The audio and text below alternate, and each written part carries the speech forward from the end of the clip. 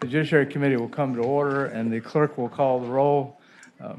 If you vote aye if you're here. Okay.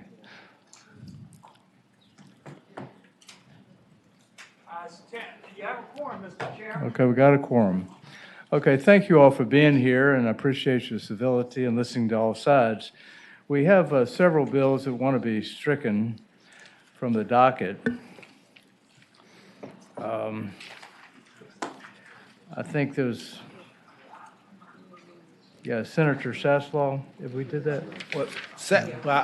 Mr. Chair, I move that we strike Senate Bill 614.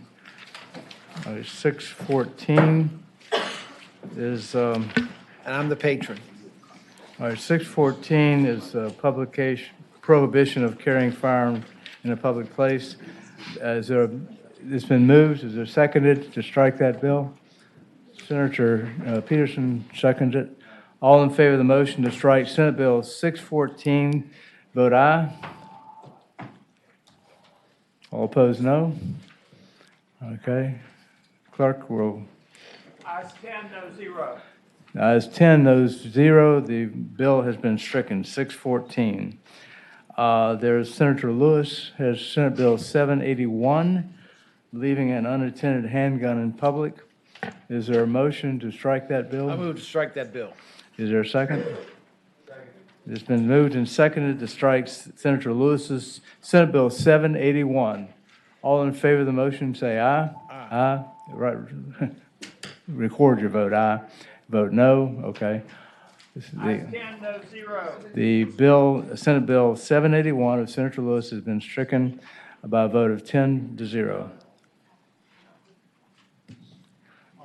Okay. Let's see. Senator Peterson.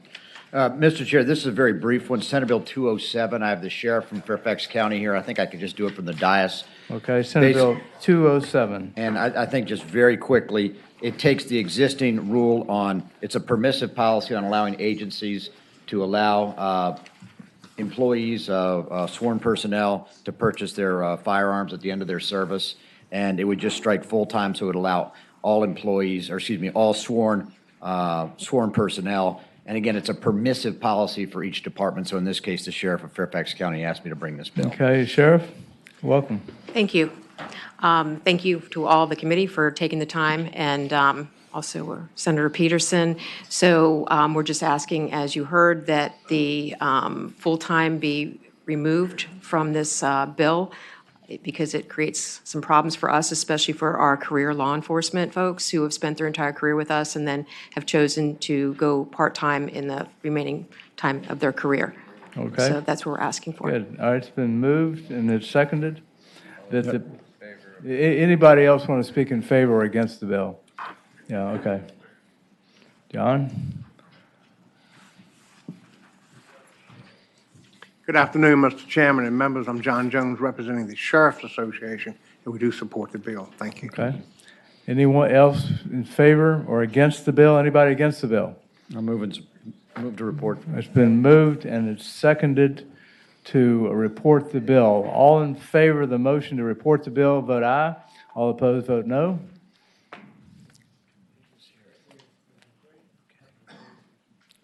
Ayes 11, no 0. Okay, ayes 11, no 0. Congratulations. Thank you very much. Let's see.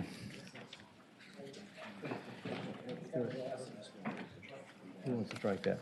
All right, Senator Saslaw's Senate Bill 18. He wishes to strike the bill. There's a motion to strike Senate Bill 18 regarding criminal history record information checks, age requirements, and so forth. Is there a motion? Is there a second? It's been moved and seconded that Senator Saslaw's Senate Bill 18 be stricken from the docket. All in favor of the motion say vote aye. All opposed, vote no. Okay. Ayes 11, no 0. By a vote of aye, 11 to 0, Senate Bill 18 has been stricken from the docket. Yeah, okay. Now, we have several re-referrals here. Senate Bill 476 is to be referred to the re-referred to the General Laws Committee. It's Senator Chase's bill involving risk management plans. It's been moved, and is there a second? Senator Peterson, second. So Senator Peterson seconds. To re-refer Senator Chase's Bill 476 regarding risk management plans to the Committee on General Laws and Technology. All in favor of the motion to re-refer, vote aye. All opposed, vote no. Okay. Ayes 12, no 0.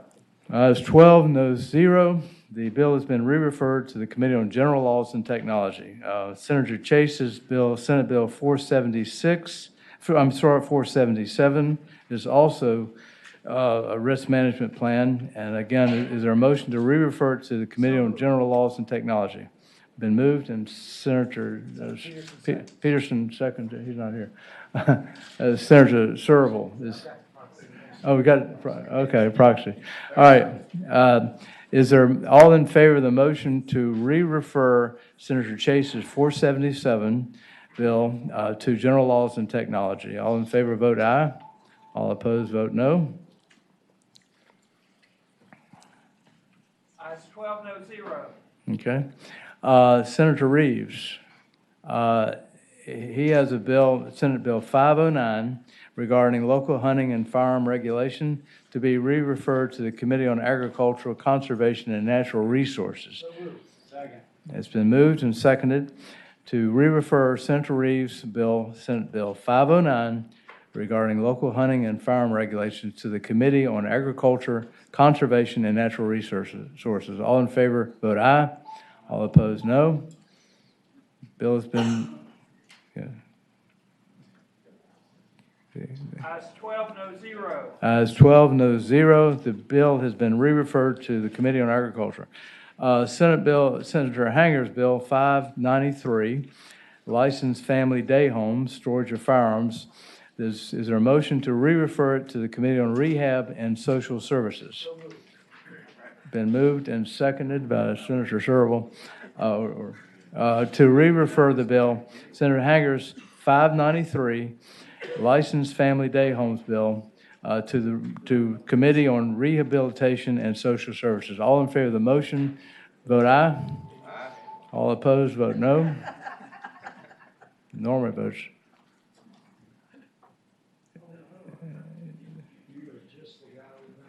Are you, all right, okay, close the roll. Ayes 9, noes 4. As 9, The motion, Mr. Chair, the motion states it's report. no, it's a We just re-referred it. Yeah, Senator Hanger's Bill 593 has been re-referred to the Committee on Rehabilitation and Social Services. Okay. Now, what's next?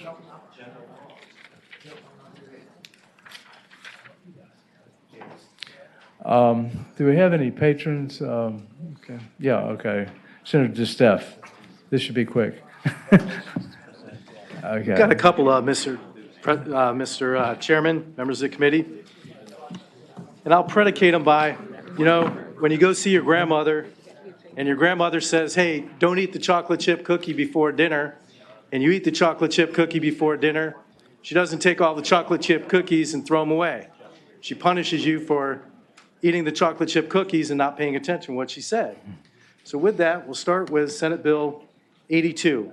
What Senate Bill 82 does is it increases the mandatory minimum sentence penalty to a 3-year mandatory minimum sentence to be served consecutively with any other sentence upon the conviction for a violation of protective order while knowingly armed with a firearm or other deadly weapon.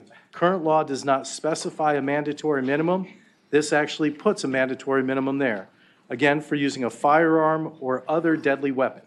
And Mr. Chairman, I think we have a couple of speakers. Okay. All right, who would like to speak in favor of Senate Bill 82 of Senator DeStef's bill, violation of protective order, mandatory minimum? Mr. Chairman, Yeah, members yes. of the committee, I believe this bill does contain increase or creation of a minimum mandatory sentence, and the administration opposes any expansion or of minimum mandatories. What we're after is prevention. The bills that, many of the bills are on your docket today have previously been on your docket. Contemplate preventing the crime in the first place. If you have to impose a minimum mandatory sentence, that means somebody has been harmed. And frankly, there isn't the evidence that indicates that these are effective either. So for all those reasons, we oppose them. Okay, so who is in favor? We have somebody here in favor of the bill. I was hoping the administration was in favor of it, but Oh, well. that's okay. Oh, well, surprise, surprise. Okay, Good afternoon, ladies and gentlemen. Good to see you. I'm Marty Williams, Legislative Director, Fraternal Order Police, Virginia, also past state president. It's good to see you all. Happy birthday, by the way. Thank you, Marty. Yes, ma'am. You know, this bill, if you look at it, this is not making something new. You're dealing with someone who's already been suspected of a crime, went through due process, convicted in a court of law, and now this just puts a sentence on the individual to keep him from on the street from committing more crimes. After all, they've already been convicted of a crime, a violent crime. And the whole idea of these days, as we all know, is to get the violent criminals off the street. These people have already had firearms or deadly weapons. Let's make sure they don't get out to do it again. We support the bill. Thank you. okay, thank you. All right, next. Philip Van Cleve, VCDL. I think we can agree that a violent criminal can't hurt you if he's behind bars. At least that's the theory. And in this case, rather than going after a tool, we're actually going after a person and saying, if you commit a violent crime, then you're not going to be anywhere near the rest of us, much like you'd lock a vicious tiger up behind bars. Thank you. Okay, all right, next. Mr. Chairman, ladies and gentlemen, Bob Sadler, South Richmond. I live in the 16th Senate District. I've lived in Richmond for a very long time, and Richmond was much safer under Project Exile. It was foolish to let those provisions lapse, and I'm very grateful to Senator Steph for working to put at least parts of it back in place. Thank you. Okay, and next. Good afternoon, ladies and gentlemen. My name is Richard Pyle. I'm a citizen of Dinwiddie County. You know, 80% of violent crime, according to the FBI, is gang-related and things like that. These are repeat offenders. We always try to, the left, they try to take so much away as far as firearms and things like that. They focus on the gun. They focus on the gun. If we get these guys off the street, if we have harder sentences, they're gone. So I support this bill. Thank you. Okay. Next in favor of the bill. Good afternoon, Chairman, members of the committee. My name is DJ Spiker with National Rifle Association. We support this legislation. Okay. Thanks, sir. Anybody else in favor of the bill? Anybody would like to speak against the bill? We've already heard Brian Moran from the administration.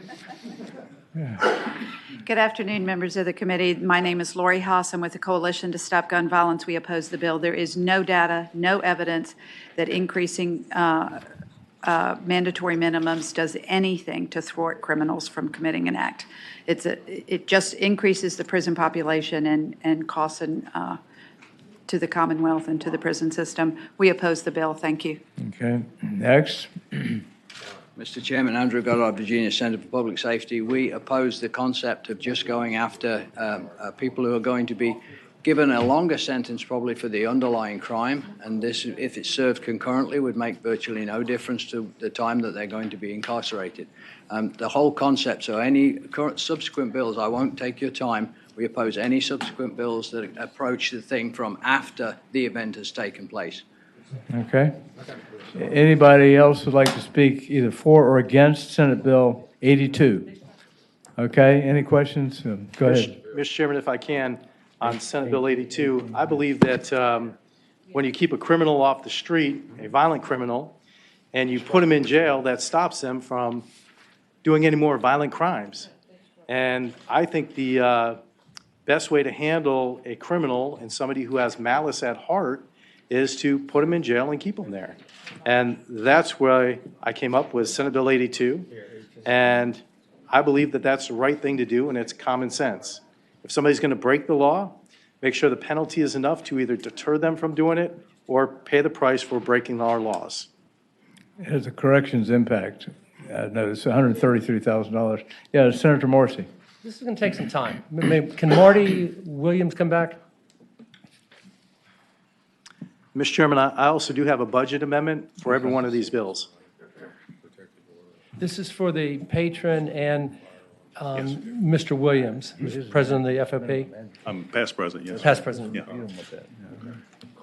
You both have referred to somebody who has already been convicted of a crime, and then you also say a violent crime. Where are you reading that in the legislation?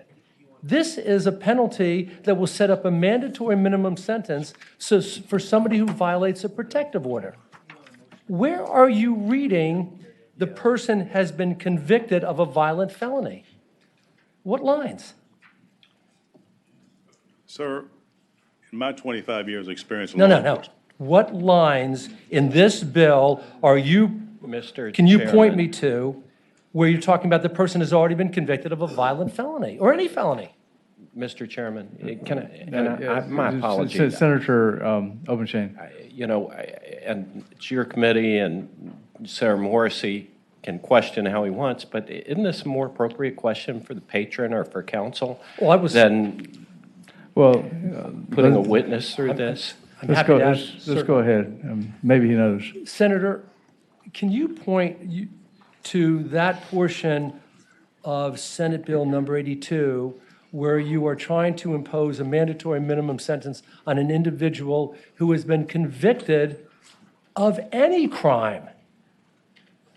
So, Mr. Chairman, Senator Morrissey, if you look at Senate Bill 82, line 19, the punishment for any person convicted of a second offense of violating a protective order when the offense is committed within 5 years of the prior conviction and when either the instant or prior offense was banned on an act or threat of violence shall include a mandatory minimum term of confinement of 60 days. Okay. What we're doing here, Mr. Chairman, Senator Morrissey, is we're taking the mandatory minimum when you use a weapon or a violent, where you use the, let me make sure I get my terms right, a firearm or a deadly weapon, and we're increasing the mandatory minimum sentence, specifically in this one, the penalty,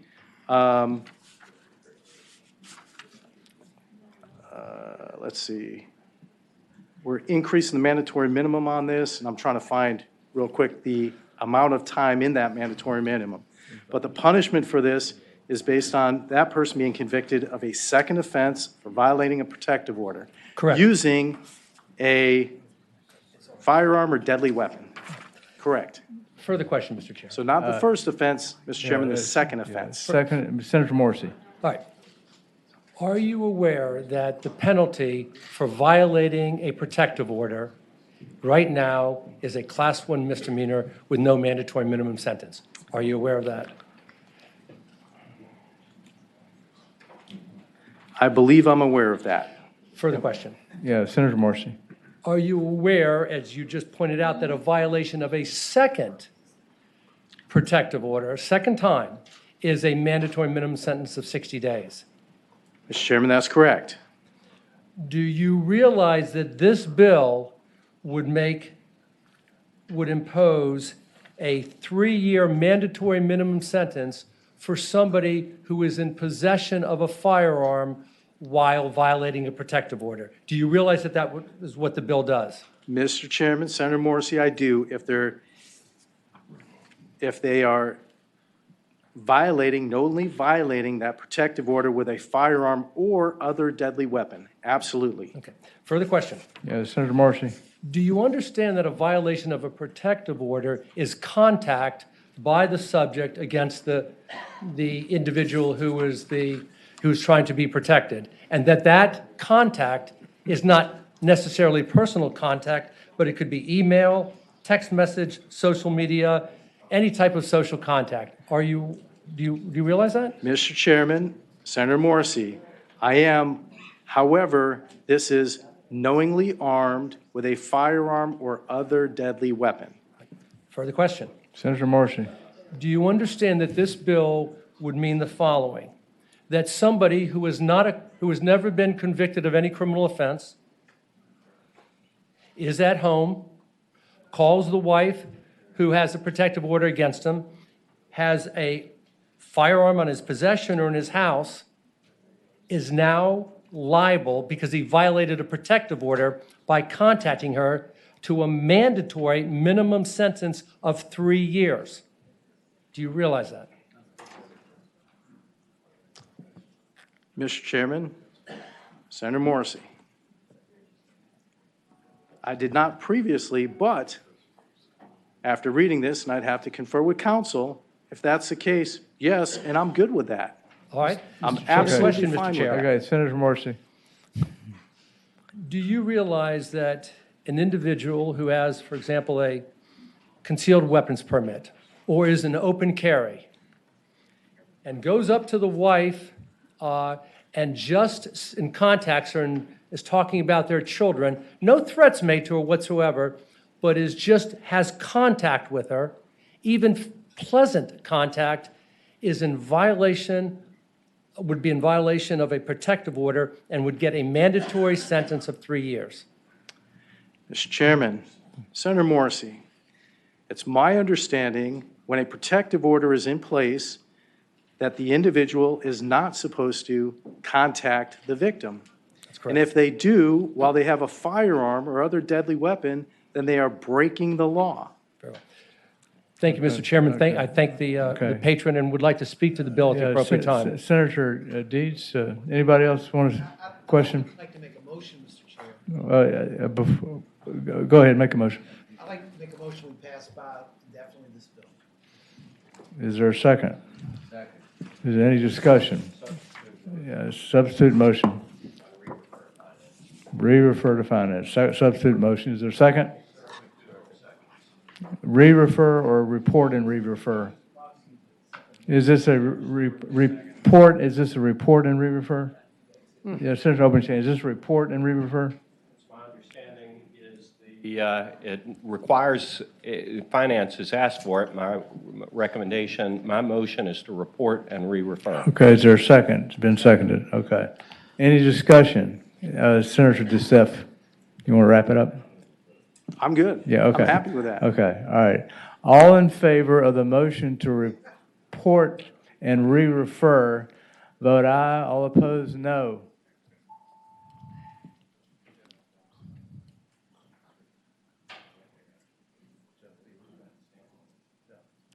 Okay. Ayes 8, no 6. Ayes 8, no 6. The motion carries. It's been reported and re-referred to finance.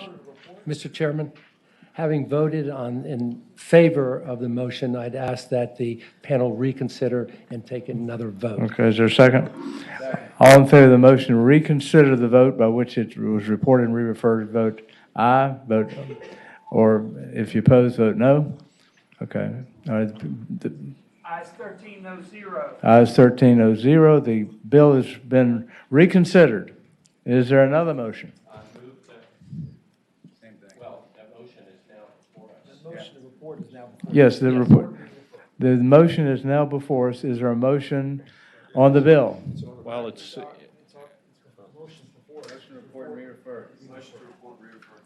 Okay, it's now been reconsidered. Now, the motion is now to report and re-refer to finance. All in favor of that motion, vote aye.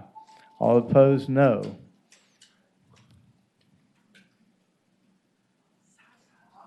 Ayes 7, no 7. 7, no 7. It fails. It fails on a tie vote. Understood. Mr. Chairman, I was hoping that Senator Morrissey on my last back and forth Okay. that All right, he was fine. in support of it. Okay, the bill fails by a vote of 7 to 7. Okay, now it's Senate Bill 83, Senator DeStef, brandishing a firearm, minimum mandatory. Mr. Chairman, members of the committee, Senate Bill 83 provides a 6-month mandatory minimum sentence upon conviction of a person pointing, holding, brandishing a firearm, air-operated pistol, gas-operated weapon, or similar object in an appearance at someone who is a person knows or has reason to know is a law enforcement officer in such a manner as to reasonably induce fear in the mind of another. Okay. Is there anybody? Sure we like- have speakers, Mr. Yeah, Chairman. speak, okay. All right, stand up and all in favor of the bill, stand up and say so. Again, it's Philip Van Cleve, same sort of logic as before. Let's take the bad guy like we would a tiger and keep him away from the rest of us. Okay. Anybody else like to speak in favor of it? Yeah, I will. I'll make this short. My name is Richard Pyle. I don't understand. We just had a bill that was going to mandatory minimums and all that stuff. Let's go after criminals. It's as simple as that. Okay? I'm in favor of it. Okay. Next. Hello again. We'll stand in favor of the bill, sir. Thank you, Mr. Edwards. Yeah, it failed. So we go right back. Mr. Chairman, I think we may have one or two people against as well. Technically, it's still on the books. Yeah. Who else you have? I guess that's it in favor. Okay, anybody against the bill? Senate Bill 83, Senator Steff's bill on brandishing firearms minimum mandatories. Mr. Chair, unless they're going to say something different from what they said before, I think if they just raise their hand, that ought to be enough. Well, let's stand up. Just come up real quickly, identify yourself. Well, come up real quickly, identify yourself. There. Still Brian Moran, Secretary of Public Safety and Homeland Security, posted. And you're against the bill? Okay. For all the stated reasons in all of these bills, if I can have a stand objection. Okay.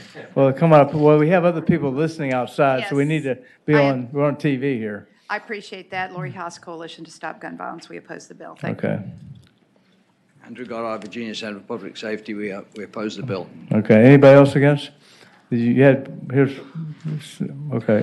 Mr. Chairman, ladies and gentlemen, Bob Sadler, South Richmond. I appreciate what he's trying to get at. My concern is that this bill, as all of today's bills, it's all about guns. Now, I would remind you that someone who is stabbed to death or bludgeoned to death is no less dead than someone who is shot.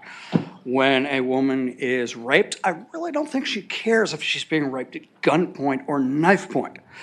If this bill said firearms and other deadly weapons, I'd be in full support of it. Thank you. So you're against the bill?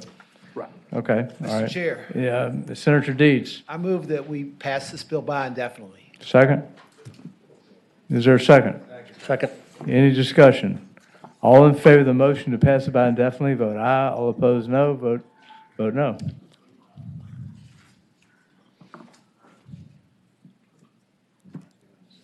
Okay. Ayes 7, no 6, 1 abstention. Okay, the bill has been passed by indefinitely. Mr. Chairman, Yeah, okay, Senator Sherrill. I believe, given the posture of what happened on Senate Bill 82 previously, we still have to do another motion to properly dispose of the bill, or else it's still pending before us after the. It's been passed by indefinitely. No, I'm sorry, Senate Bill 82, Mr. Chairman, there was a tie vote, and because of that, we need to make another Tie motion. vote means it fails. But we need to go back to the primary motion, which was to pass the bill by. Exactly. Okay. Having previously explained Senate Bill 82. Okay, all right, the PBI is the bill, all right. All in favor of the motion to PBI the bill, vote aye.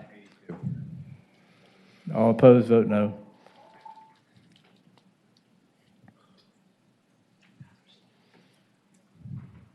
Ayes 8, noes 5, 1 abstention. Okay, 8-5, so now it's passed by indefinitely. Okay, Senate Bill 84, Senator Steff's concealment of a firearm and committing a felony. Again, another minimum mandatory. Another mandatory minimum, and this one deals with when concealing a firearm, pistol, shotgun, rifle, or other firearm that is hidden from common observation while committing or attempting to commit certain or other felonies. First offense punishable by a mandatory minimum term of confinement of 3 years. Second offense is punishable by a minimum term of confinement of 5 years. And again, the best way to stop gun violence, the best way to stop criminals from continuing on a rampage is to put them in jail and keep them there. Okay. Anybody want to speak in favor, the same group, or what? Okay, you should come up and state your name and what your position is. If you already said what you had to say, just repeat what you previously said. Marty Williams, ditto. Okay, That- ditto, all right. Definitely in favor of the bill, sir. Anybody else in favor of the bill? Okay, anybody opposed to the bill? You just stand up and just say who you are briefly, because we're on TV here, so we want to make sure everybody has a hearing. Oh, that's okay. I don't mind. Lori Haas, the Coalition to Stop Gun Violence. We oppose the bill. Thank you. Okay. Brian Moran, you oppose the bill? Oppose the bill. Okay, thank you. Mr. Chairman. Mr. Goddard, Mr. Goddard opposes the bill. Thank you. oppose the bill, okay, and Mr. Bob Sadler, South Richmond. Sadler. Same situation, support the concept, oppose the language. Oppose the bill. Okay, is there a motion? Mr. Chair, I Yeah. move that we pass the bill by indefinitely. Okay. Been moved and seconded to pass the bill by indefinitely. All in favor of the motion, say, vote aye. All opposed, no.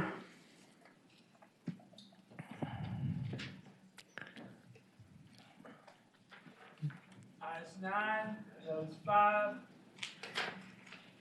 Ayes 9, noes 5. The bill has been passed by indefinitely. The next bill, Senator DeStef, is stolen firearms and Mr. penalties. Chairman, Senate Bill 85, stolen firearms and penalties, creates or enhances the penalties for crimes related to larceny of a firearm or use of a stolen firearm during the commission of a felony. The bill provides that, 1, Class 3 felony with a 5-year minimum sentence to commit larceny of a firearm with the intent to sell or distribute, and Class 5 felony with a 2-year mandatory minimum sentence to sell, distribute, or attempt to sell and distribute, or possess with intent to sell or distribute a stolen firearm. The bill adds a 1-year mandatory minimum sentence to the crime of receiving stolen firearms, which is a Class 6 felony. Finally, the bill increases the mandatory minimum sentence for possession of a firearm during the commission of a felony if such firearm was stolen from 3 years to 5 years for the first offense, and for a second offense, 5 years to 10 years. And again, the best way to stop gun violence is keep those who commit crimes with guns or other weapons in jail. There's a corrections impact of $2.8 million. Yes, I understand that, and we have a budget Okay. amendment for this as well. All right, anybody in favor of the bill? Just stand up and again, say who you are. Say, and if you want to just say you, VCDL, Okay. Philip Van Cleef, thank you. okay. Go ahead. Richard Pyle, this is one of those, if I said we're going to put a mandatory sentence or something like that on arms dealers, right? Personally, I had a firearm stolen from me a few years back. The gentleman who did it got probation. You know what he did? He went out and beat an old woman stealing her things from her house because she happened to be home and he thought that she was not there. And I appreciate that you guys really want to go after guns. I appreciate that. I do. I understand your position. But this is like an egregious crime. We can all agree that this is really, really a bad crime, stealing firearms. Please, I support this bill. Please vote for it. It's already a crime. Okay. Next. Mr. Chairman, Bob Sadler, South Richmond, I support the bill. You support the bill. Okay. Next. Patricia Webb, Hanover County, I support the bill. Okay. Thank you. Next. Sorry, I'm a little slow today. Mariah Rowland, Louisa County. We support this bill. My husband and I have had firearms stolen, and like the other gentleman said, the guy got off with probation. Took me a year to get my firearm back. I can tell you it wasn't in the condition that it was stolen in. They found it 2 weeks later. We were lucky. But the condition we got it back in, it's completely rusted. The guy did not even have to serve a day. We need to hold these criminals accountable for their actions. It's not my fault he stole my weapon, but I'm the one that's going to be punished if he's back out on the street and able to do it again. Okay. Thank you. Next. Good afternoon again, Marty Williams, FOP. Most of the crimes I investigated were involving stolen firearms. And unfortunately, this is a prevalent case anymore. Law-abiding citizens don't break the law with the guns they buy. The criminals do with the guns they steal. This is a good bill. It'll keep people behind the bars and keep them stealing their guns, breaking into cars, stealing guns and homes. Thanks so much. It's already a crime, and the judge can impose whatever up to the maximum. Okay. Next. It's appropriate. Yeah, go ahead. No. Mr. Chairman, DJ Spiker, National Rifle Association, we support this legislation. Understanding legislation is going to come up in a little while about reporting lost and stolen. It is still a crime regarding using a stolen weapon. However, in this case, understanding the administration's position on mandatory minimums, we still support this legislation strongly and believe that increasing the penalty is something we advocate. Thank you, sir. Okay. Next, Laurie. Anybody against the bill? All right, just Chair. say who you are. Get it on record. Getting my steps in. Brian Moran, Secretary of Public Safety and Homeland Security. And I would just add additional point, Mr. Chairman. You know, the legislature appoints the judges, and I think it's a practice that we all support. And if there's a problem with the judiciary, we should take it up with the judiciary. If they aren't getting tough on these crimes, then I think that's the first place to start, rather than once again putting large mandatory minimum sentences in the code. Let's take it up with our judiciary. Okay, thanks. Laurie? Good afternoon, Lori Haas with the Coalition to Stop Gun Violence. We oppose the bill, and as the gentleman from the NRA mentioned, it is not required by law at all right now to report lost or stolen firearms. So many criminals use the excuse, oh, I lost it, or somebody took it out of the back of my car. We don't require the reporting of stolen firearms. How are we going to be addressing this crime at this moment in time? So we oppose the bill based on the mandatory minimums and other reasons. Thank you. Okay, Mr. Goddard? Andrew Goddard, Virginia Center for Public Safety. We are extremely concerned with stolen firearms. They contribute to a tremendous amount of crime. They are probably one of the primary sources of guns used in crime, and so we are very much against that. However, we would prefer that the people who own the guns made them less able to be stolen. A lot of the guns that are stolen from people's cars is because they leave the car in the driveway with a gun inside it. If you have a lot of guns being stolen from people's gun safes, or gun safes being hauled out of people's houses, that would be a different issue. We oppose this bill because we believe that the judge will already have the capacity to put a stronger sentence onto the person. Mr. Chairman. Senator Obenchain. I mean, if all of the opponents have finished speaking, I just, one observation I've got. I listened carefully to the comments made by both sides, and what I heard in response or in opposition, I think, to the first of Senator DeSteff's bills was that we oppose any bill that deals with conduct after it occurs. We support bills that address conduct before it occurs. We want to prevent crime, not punish crime. And I'm amazed to hear the opposition to this bill that is clearly calculated to stop violent crimes with stolen handguns before those crimes are committed. I think this is an outstanding bill that even the opponents to the other bills should gladly embrace, and we ought to report this, move this bill along in the process, and accordingly, I move that this bill be reported and re-referred to the Committee on Finance. Mr. Chairman.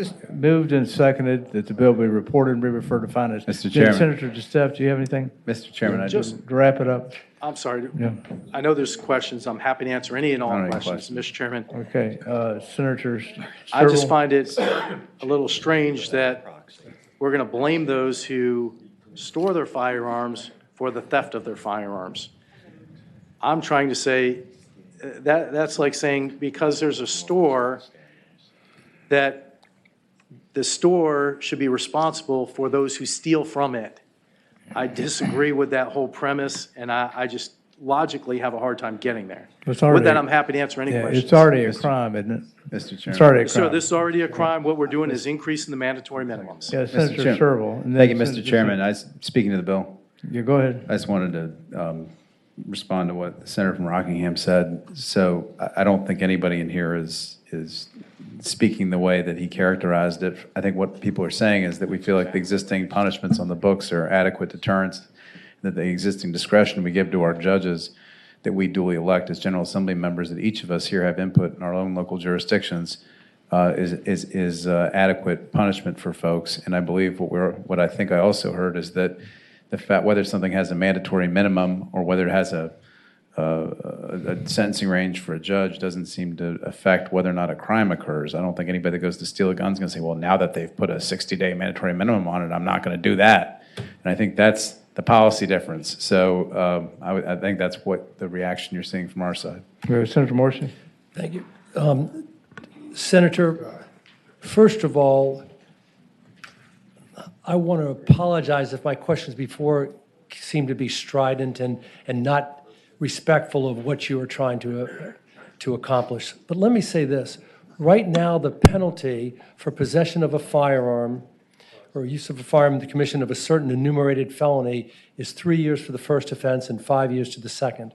That's before you even sentence for the underlying offense. This bill would add a 5-year mandatory minimum sentence if the person knew or should have known that it was stolen.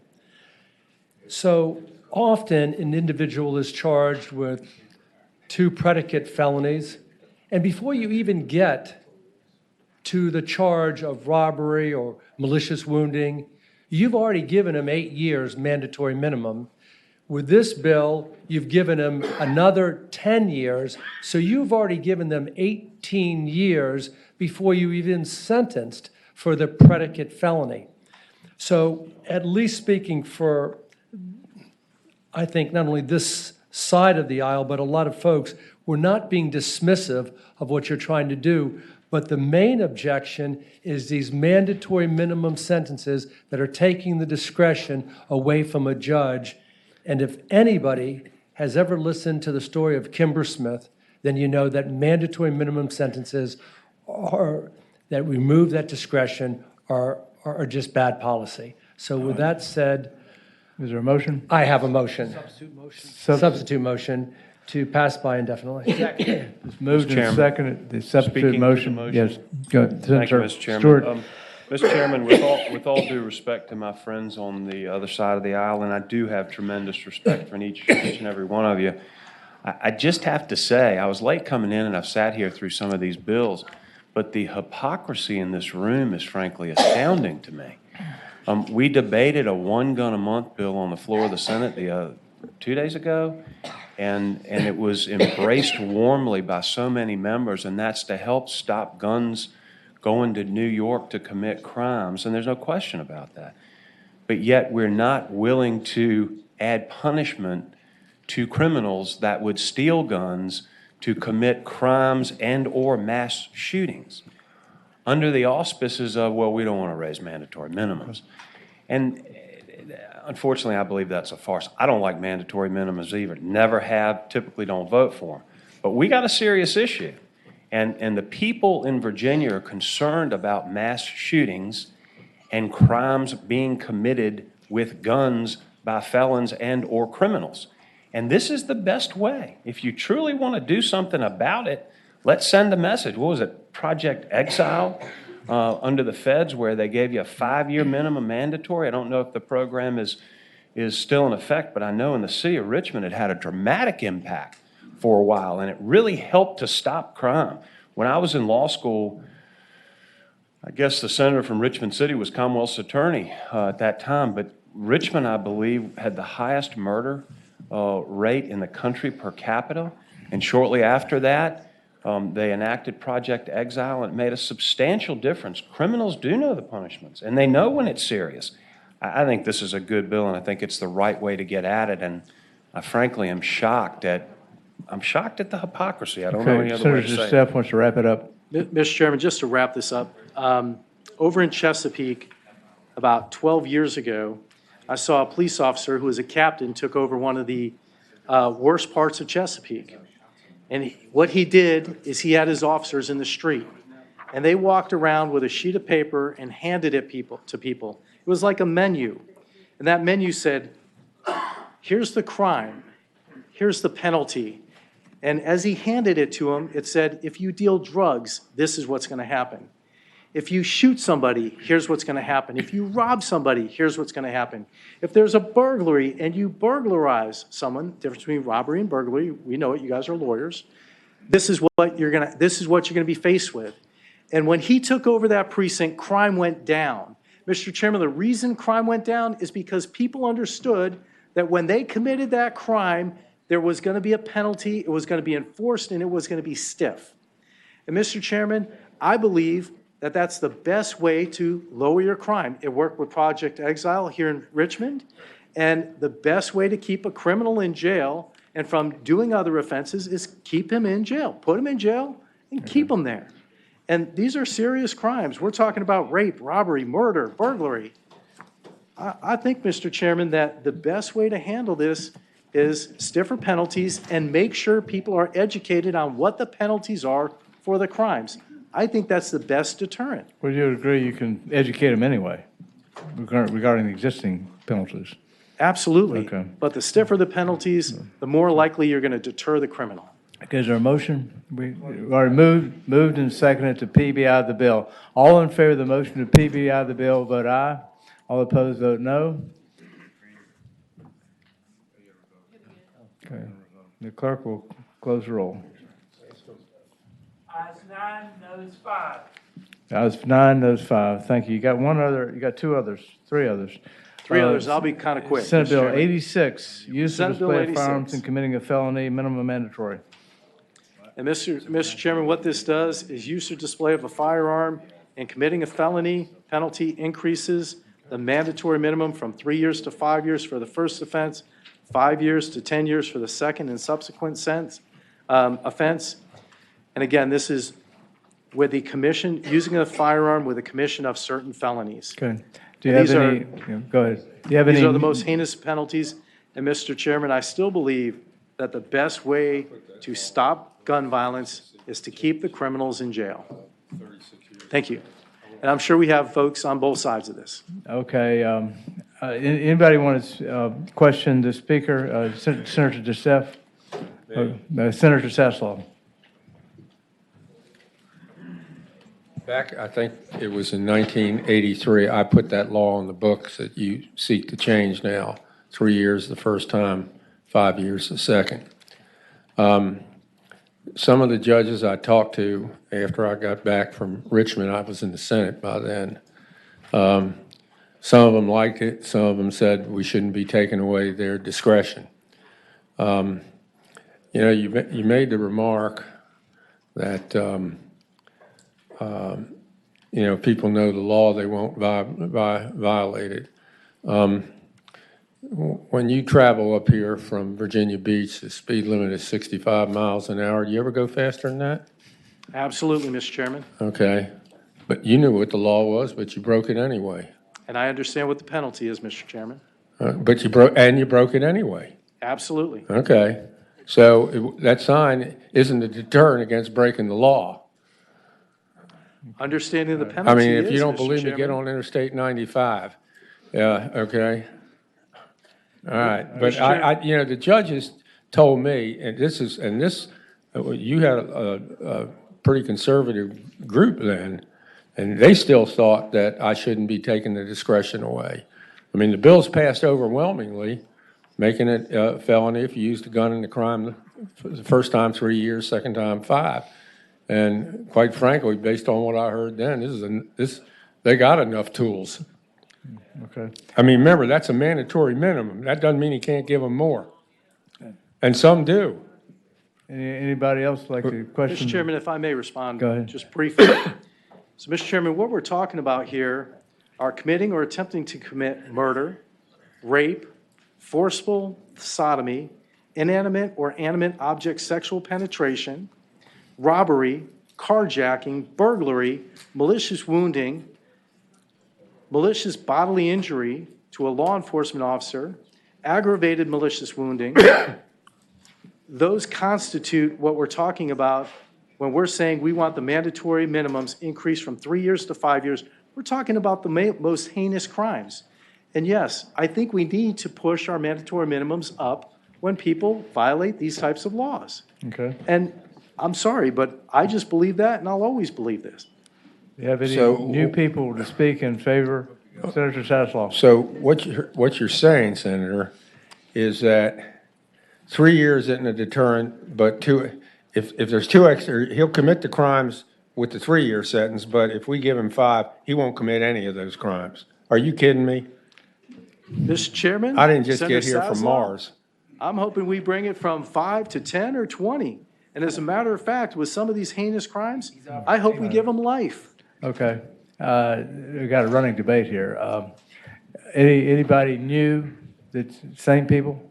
Are same people against? Anybody want to say something new or different? All right. Is there a motion? Motion to pass the bill by indefinitely. Is there a second? All in favor of the motion to pass it by indefinitely, vote aye. All opposed, no.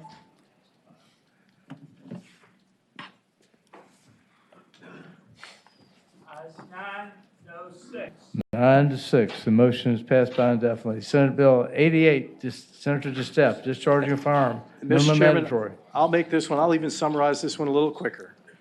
This one increases the mandatory minimum when you take a firearm and you shoot into an occupied building, a house, you willfully discharge a firearm within or at a school building, upon building grounds, in a school, upon public property within 1,000 feet of property of a school, intentionally discharging a firearm while in a motor vehicle as to create risk of death or injury to another person. So basically what we're saying here is we want to increase the mandatory minimum if you point a gun at a school and pull the trigger when it's occupied, and into a house, out of a vehicle trying to kill somebody, we want to increase the mandatory minimums on that. And what Mr. is, Chairman, that's a summary of this bill. okay, what's the current mandatory, what is the current sentence? We're pushing on these Class 6 felonies from, I believe they're 3 to 5, 1 to 5? mandatory minimum of 3 years for willful discharge into a building, house, public school, religious elementary, middle, or high school. Okay. In other words, there's already a sentencing range, right? Yes, I understand that, but what we want to say Okay. is if you're going to shoot into a school or a religious school, or from a car into a school or a building, or trying to kill somebody, that it puts a mandatory minimum of 3 years. Okay. Now, anybody want to question the speaker? Again, same people in favor, the same people against, is that right? Anybody different? You want to say something different? Okay. Is there any, go ahead, Senator Deeds. Is there a second? Second. It's been moved and seconded to pass the bill by indefinitely. All in favor of the motion, vote aye. All opposed, no.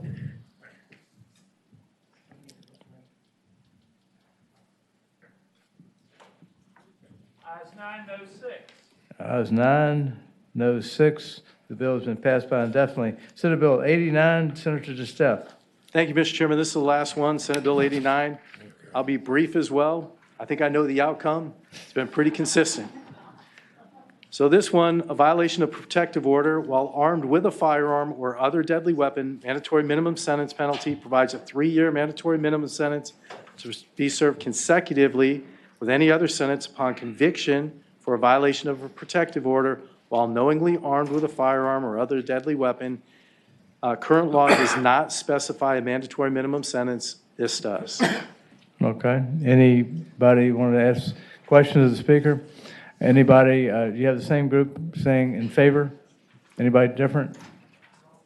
Okay, you want to say something I do have different? something to say different. Okay. This was brought up back in the crowd. Say who you are. I'm sorry, my name is Richard Pyle. I'm a citizen of Dinwiddie County. It was brought up before by the Senator Morrissey that someone could come up and contact their wife to talk about their kids under the protection order, and they happen to have a firearm, and just by that, they would be in violation of the law. It's currently a violation of the law to be in possession of a firearm if you're under a protective order. So no matter if they were making contact with that person or not, by having a firearm, they are breaking the law. This is a good law. Like, all of these were good laws. They go after criminals, and I just don't understand the obstinance. It's politicized. It's wrong. Thank you. Okay, next. Okay. Mariah Rowland, Louisa County. He kind of stole my thunder on that one. He's Okay. right, though. Virginia law currently makes it illegal if you're under a protective order to have a firearm. Can I ask a question? Senator Deeds. And following up with what Senator Morrissey was his questions before, you all understand that somebody could be sitting at home in their shorts on the internet with a pistol around their belt and violate a protective order for somebody who's half a state away. And they should would be get- violating the law. They should be, under this bill, they'd get 3 years minimum mandatory? Currently, they would be violating the law. Absolutely And they yes, would. adding a larger penalty to Okay. it. If you've ever had to have a protective order issued against somebody, it's not done so lightly. And you do so knowing that they're not going to be allowed to have firearms. So if they have one, they're already committing a crime. Yes, So yes, they should absolutely have a stiffer penalty. Okay. Any other questions? Mr. Chairman, I couldn't have Yeah. said it any better. Thank you. Okay. Anybody? Mr. Chair. Else who want to? Yeah, Senator Morrissey. Thank you. Bill, I just want you to understand that some people get a protective order, and it's an emergency protective order. There's no due process rights. They just get that. They go down to a magistrate. We see it in divorce cases a lot. They get a protective order. It's good for 72 hours. There's been no adjudication yet. It hasn't been extended for 2 years. But they're under a protective order. Subsequently, they go in for a hearing, and that matter is dismissed. This bill would make the individual who's sitting home watching Netflix in his underwear and has a gun on his shelf, would get a mandatory 3 years before you've even adjudicated the emergency protective order. No discretion, no, just go directly to jail for 3 years. Do you see the harm of that? Mr. Chairman, Senator Morrissey, when somebody has a protective order against them, they're not supposed to have a firearm, period. So Mr. they're Chairman. violating the law right there, so they should be giving it to their neighbor, giving it to somebody else, and they should not be in possession of the firearm. Mr. Chairman. Thank you, Thank you, Mr. Mr. Chairman. Senator Senator Serval. Morrissey. Speaking to the bill, Mr. Chairman, one of the other problems with this, which nobody's even talked about, is that when you put a 3-year mandatory minimum on conduct, which has been the kinds of conduct you've just heard described, you end up getting a lot of people who end up pleading guilty to crimes they didn't commit because they don't want to run the risk of somebody whacking them for 3 years because the consequences go so way up. And so you end up having a lot of people that plead guilty to the things that didn't happen. And I would just note that with respect to protective orders, the way this is written, this could also involve a situation where a bogus protective order is issued because a preliminary protective order is issued based on ex parte testimony. And often protective orders are sworn out by people without a law enforcement investigation for people trying to gain advantage in a custody case. So you could have some bogus protective order out there that somebody has on them, then they get charged with a crime with a 3-year mandatory minimum before anybody's even been in court in front of a judge to find out what really happened on the initial protective order. It puts all kinds of pressure on somebody to plead guilty. That's why these things don't work, and that's why we're looking at reforming them, because they're bad policy, and we're starting to discover that. Okay. Anybody else want to say anything? And is there a motion? Move to PBI. Move to PBI, seconded. Any discussion? All in favor of the motion to PBI, vote aye. All opposed, vote no. Mr. Chairman, members of the committee, thank you very much. Okay. It's great to see consistency It's as well. nine to 6 in favor of PBI bill. Thank you, Senator DeSteph. Okay, Senator Chase if she was here, we sent your bills to different committees. I have other bills. Oh, you do? I do. All right, well, let's see, where are they? Which ones? They're on the docket. They're there. Okay. 319? Okay. All right, 319. All right. We want to start with 319? Sure, I'd be happy to. All right. Thank you, Mr. Chairman. I'd like to begin by adopting an amendment after line 17, introducing after the law, insert executive order, ordinance, regulation, or policy. Okay. You got is there a motion to adopt the line amendment? Line 17, after law, insert executive order, ordinance, regulation, or policy.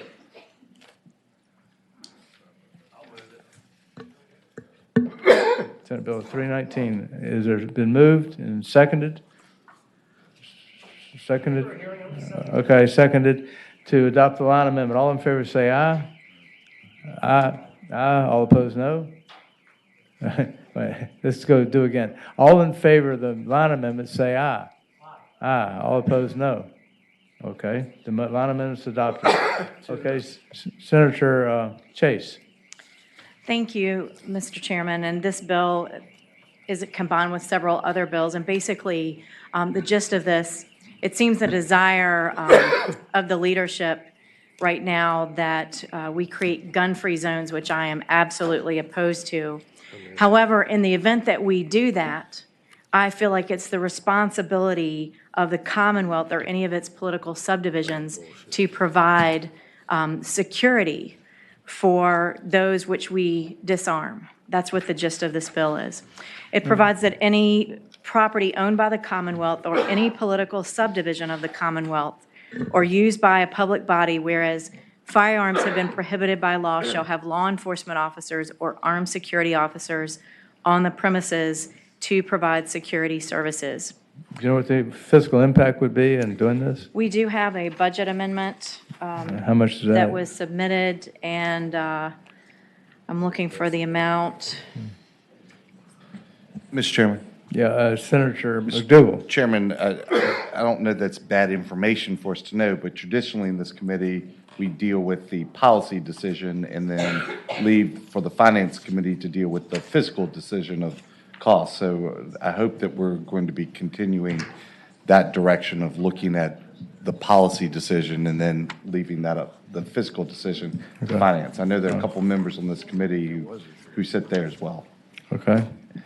Any questions of the patron? Let me ask you this: if firearms are prohibited in schools, would that mean every school would have to have a law enforcement officer or armed security guard present to make sure that didn't happen? I think it's a good idea, Mr. Chairman. So I believe that we have a public safety concern. We talk about the safety and ensuring the safety of our children. It's been the desire of the leadership to create gun-free zones, eliminating all guns in our public schools, in the Commonwealth, in the Capitol, and we are leaving people as sitting ducks. And so I get what the direction we're going, and I'm simply saying if we're going to do that, then we need to provide an alternative. We need to provide some type of armed security if we're going to disarm law-abiding citizens, and this bill, Senate Bill 13, provides that ability to provide that security. Okay. Any questions of the patron? Do you have anybody to speak in favor or against this bill? Okay. Phil? Philip Van Cleeg, VCDL. Yeah, like Senator Chase, we agree that gun-free zones are dangerous. But if you're going to do it, then do it right. Thank you. Okay. Next. Mr. Chairman, ladies and gentlemen, Bob Sadler, South Richmond. I carry for one reason, for my own personal safety. I have no interest in playing cop. I have no interest in playing cowboy. I am happy to leave that to the professionals.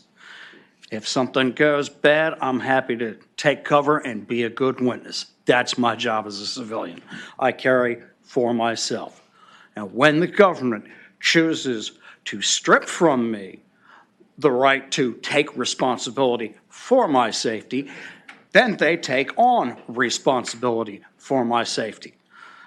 And this bill is just to prevent the government from abdicating that responsibility. I would point out that this committee has a new name this year.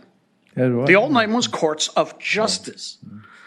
And stripping me of my own right to take responsibility and then refusing to take responsibility for it, that ain't justice. Thank you. Next. Hello, Patricia Webb, Hanover County. We have an inherent human right, basic human right, God-given right, whatever you want to call it, to self-preservation. When you deny us of that right, you take on the duty to protect us from people that would do us harm. We have seen consistently that mass murderers target defense-free zones. And when you create a situation where you're advertising that there are a bunch of defenseless people, especially children in our schools, that becomes a target for crazed killers, regardless of what they use to commit mass murder. You would then have a duty to protect those people that have no choice but to enter those areas in a lot of circumstances. Okay. Thank you. Thank you. Next. Good afternoon, Richard Pyle, Dinwiddie County. I support this bill for several reasons. If we're going to have gun-free zones, it is the responsibility of the Commonwealth to protect us. You have vetted, trained, organized people who are there to protect us. These esteemed state troopers are doing the same thing right now. I personally have a concealed weapons permit for Washington, D.C., a very rare thing. I choose not to carry there most times because you can't swing a dead cat without hitting a federal agent, and I don't want to be mistaken, blah, blah, blah. Right. Anyway, Okay. the fact is that, as Jack Wilson taught us down in Texas, hero of Texas, active shooters end a lot faster when there's a good guy with a gun. Thank you. Okay. Next, you want I'm to, so you sorry. say you agree with what was just said? Good afternoon, Mariah Rowland from Louisa County. I don't think it's unreasonable if I am going to be unable to defend myself with my sidearm, that I would have the protection that you afford yourselves here. You have active, wonderfully trained law enforcement here to protect you. Why should the citizenry that you represent not be afforded that same privilege, that same right to be protected? Why is your life more important than mine? Okay. Please consider Thank you. supporting this bill. Thank you. Anybody against? The administration in favor or against? The same? Was administration opposed? Mr. Chairman, actually, I believe there was, Mr. Chairman, members of the committee, I believe it's been added, executive orders have been added, so I'd have to look at that, but I think would oppose based on that unfunded. I don't know if there's a budget amendment to provide for the security or not, but it's not in the governor's budget, so we'd be opposed to the bill. Okay. Laurie? Good afternoon, Lori Haas, Mr. Chairman. Coalition to Mr. Stop Chairman. Gun Violence. We oppose the bill. Senator Stewart? Stanley. I'm That's sorry, okay. Stanley. He's You taller. look so much That's- alike. He's as tall as I've always wanted to be. Can I ask a question of the administration, Secretary Moran, please? Brian. Brian. Mr. Chairman, I asked the gentleman, I hear from the administration on this bill, which of course, I think it was eloquently stated by the witness just there, that why are we any more entitled to protection in a gun-free zone than they are? And then your response was that based on the budget amendment, and it wasn't in the governor's budget, your position or the position of this administration is that you don't support the bill based on the finances. But as Senator McDougal just reasoned with us again to remind us that we deal with the policy issue, does the governor's office have a position on the policy itself underlying this bill? Frankly, Mr. Chairman, members of the committee, in response to Mr. Stan, I don't know what the policy is on this one. I haven't looked at this bill. I apologize. There were a lot of bills that I fully want to comment on and will, but this bill, I haven't read it, so I really feel as though I'm inadequate to respond. Mr. Chairman. All right, thank you. Senator Stanley. Yeah, I would ask the gentleman one more question, and that would be, so if I explained to you that the bill simply says in areas that we've determined as a government that are owned by the state that are gun-free zones, that it then has a corollary obligation of this government to provide security to those people that enter those gun-free zones who are not permitted to carry. And that is to say armed security, armed police, whatever, that you don't have a position on that policy. Of our obligation, of our Senator obligation. Deeds. Well, Can I Mr. finish? Chair, I would Senator I would Deeds. just clarify for the Secretary that the bill speaks not only to this property that's owned by the state, but also to property that's owned by political subdivisions of the state. Okay, add that to my hypothetical. Yeah. What I'm asking is, does this state, does this government owe an obligation to keep its citizens safe? Because you are the public safety secretary. The answer to that is yes. Okay, We and do. in those gun-free zones where people can come into those zones armed in violation of the law to do harm to another who is in that, doing the business, their own personal business on a state or a subdivision of a state's property, do we not owe them an obligation to provide security for their safety when they come and transact business with the government? Yes. Okay. So is the Yes, Senator Saslaw.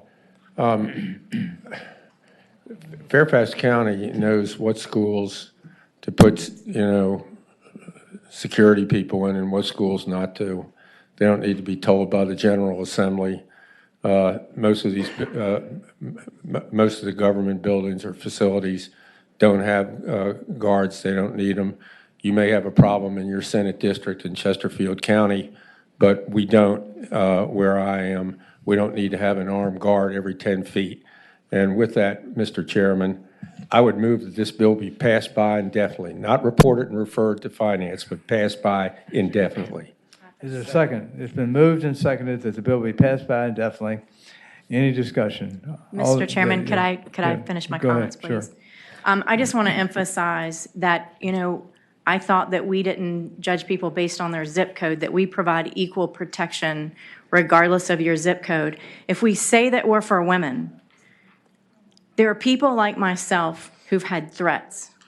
And what you're saying as the government is we're not only going to not allow you to carry your firearm, now we're not going to protect you. So now you're going to be a defenseless victim. That's what a yes vote on that. If you vote against this bill, that's in essence what this committee is saying. Not only can you not carry your like you called us before? Yes. We are. I do. That's, all right. Now, we got a motion before. All in favor of the motion to pass it by indefinitely, vote aye. All opposed, no. Clerk will close the roll. Ayes 9, no 6. 9-6.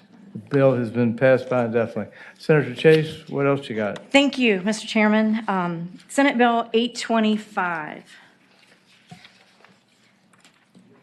825, carrying loaded firearms. All right.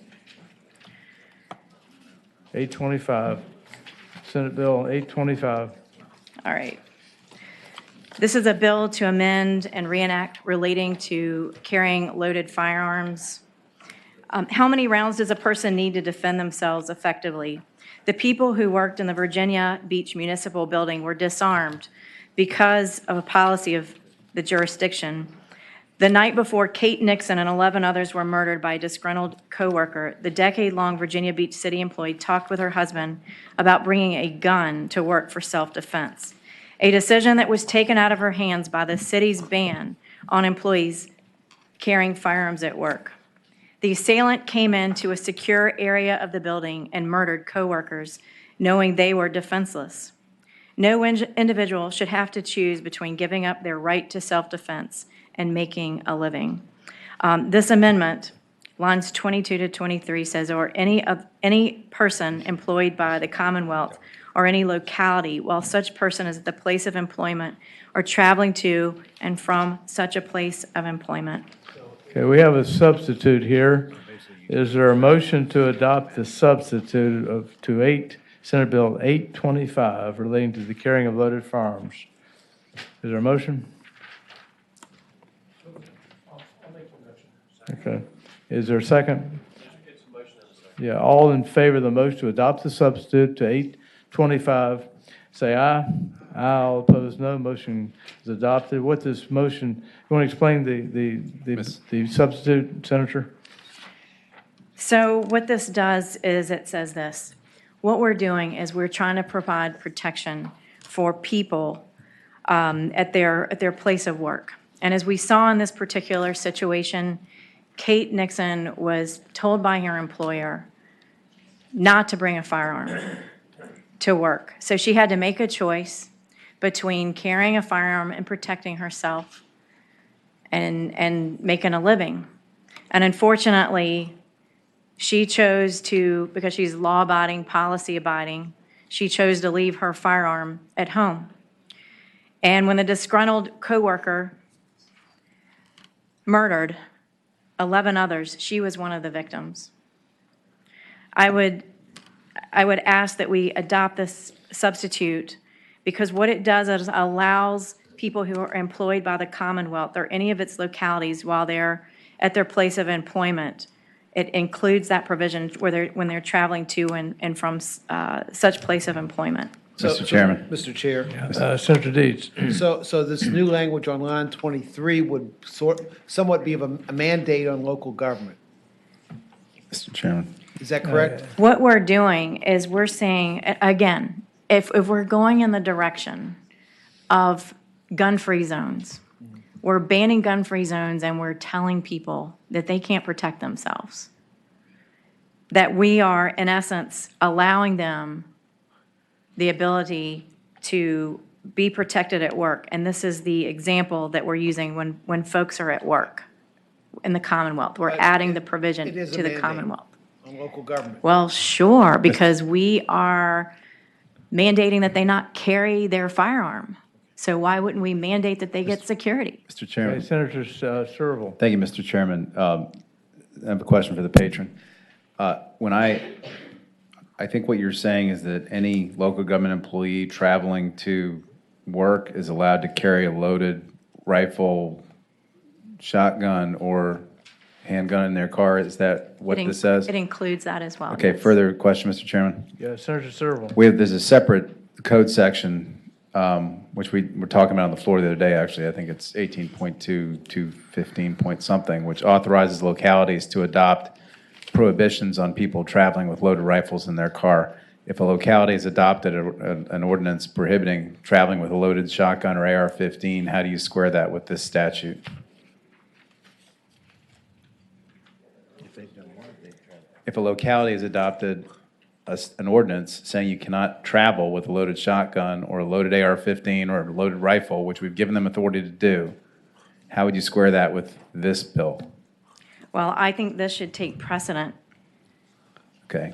Further question, Mr. Chairman? All right, Senator Serval. Okay, I understand you would think that. I don't think it's what it says, but the other thing I would say is that when we debated the loaded shotgun rifle bill about 4 years ago, because Senator Garrett was trying to repeal it, I did a bunch of research about shotguns because I don't own one, and every single owner's manual for a shotgun I read said that the manufacturer does not recommend that you travel with a loaded shotgun because shotguns tend to go off more easily and it's very dangerous. And in fact, we had a state trooper who was shot and killed when they were flipping a car back over, and somebody had a loaded shotgun in the back and it went off and shot and killed our trooper. And so I'm just curious if you are recommending that we put in the policy of the code something that manufacturers recommend gun owners not do. No, I actually believe in most cases, many cases, I should say, that there are people just desiring to protect themselves. They carry a pistol in their vehicle, and this is just to allow them to protect themselves as they're driving to work. Mr. Okay, Chair. thank you. Senator Serval. Mr. Chair. Yes. Senator Peterson. I'm sorry. I think I pick up the same point that Ceraville did, that this deals with loaded weapons. It doesn't, I mean, the locality can say you can have a weapon if they want to. That's their local ordinance. Right. That's the bill we just passed. But this has to do with loaded weapons in what are effectively urban areas. And I know enough about firearms to know that when you're walking around with a weapon, you typically, if it's a shotgun, you keep it broken open. You don't load it until you're actually, you know what your target is. I mean, you're not just going to walk around with a loaded weapon. And the reason is because it could go off accidentally. I don't think this is a gun control bill. I think this is a bill literally just making sure you travel in a car safely without having a weapon go off in an urban area. Well, what I would say to that, and I know from experience, not necessarily with a shotgun, but with for instance, a revolver. You don't have to worry about revolvers going off, and you can keep it loaded in your car while you're traveling. And you, especially as a female, and there are many females that support this legislation that carry a revolver or some type of handgun loaded for personal defense. If I'm being attacked or someone is trying to hurt or intimidate you, you're not going to have time to go through and unlock your gun out of a safe. You have to act quickly. I remember one time I was outside of Atlanta, and my car broke down, and it was 5 o'clock in the morning. It was pitch dark. I was by myself, and I thought, thank God I have my handgun with me. So to that, I would argue, many people carry a loaded weapon in their vehicle in the event of an emergency. All right, Senator, doesn't this, kind of turn this whole statute on its head? The statute says certain localities can prohibit the carrying of loaded firearms in a public area. And this would say, unless you're employed by the Commonwealth or a locality and so forth. So it kind of turns it on its head, doesn't it? Counsel, is that right?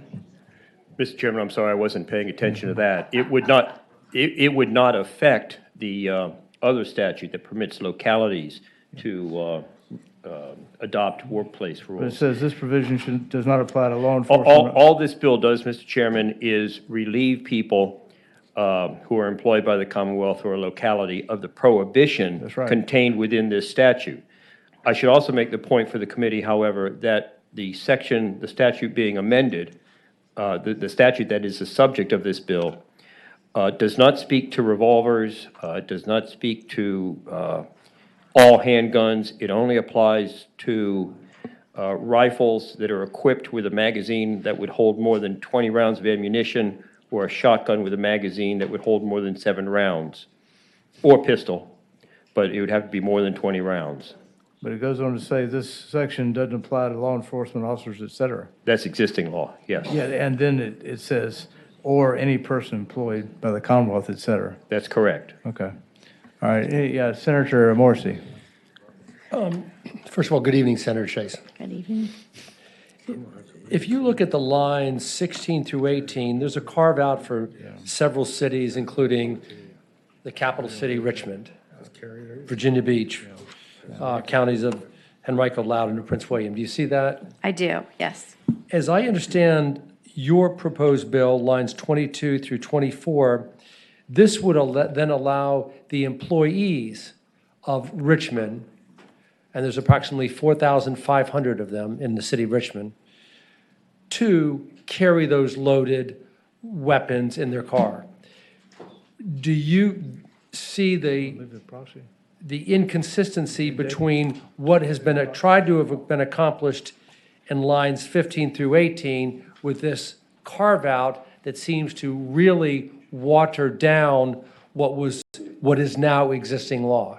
And I think that's the problem that some of my colleagues see. Do you recognize that problem, and do you still, if you do recognize it, support the legislation? First of all, I appreciate the attorneys in which I sit and the amount of legal expertise that they could offer at this point. What I would say to that, the heart of this bill is to ensure that when people of the Commonwealth or the localities travel to and from work, that they can protect themselves. Many times they use a loaded weapon, such as a pistol or revolver, etc. I guess some people have hunting. I've never shot a rifle, so I don't know. I use personal handguns, so I can't speak to that. I can only speak to the other. And the desire is that they would be able to protect themselves as they travel to and from work and while they're on the property. And I am open to any suggestions or amendments that you would like to offer to accomplish the mission. Is there a motion? Any other questions? Anybody in favor of the bill? Mr. Chairman. Like to speak? Yes, Mr. Senator McDougal. So, Mr. Benjamin, did you say there's another section that you referenced that dealt with localities? Can you give us that site again? Mr. Chairman, Senator McDougal, I was referring to section 15.2-915, which permits localities to adopt workplace rules relating to firearms. Okay. Mr. Chairman. Senator McDougal. Mr. Benjamin, if I'm listening to the arguments right, and I'm trying to pull up that section right now, the arguments we're making would probably be more appropriate in that section than in the section it's currently drawn to, if you were in favor of the concept. Mr. Chairman, Senator McDougall, I think that's correct. Okay. Is there any more discussion? Anybody in favor of the bill? Anybody against the bill? Okay. Is there a motion? No, well, very quickly. I'm always very quick. Philip Van Cleve, VCDL, we support. Okay. Is there a motion? Is there a motion? Motion to PBI. Is there a second? All has been moved and seconded to pass the bill by indefinitely. All in favor of the motion, say aye. Vote aye.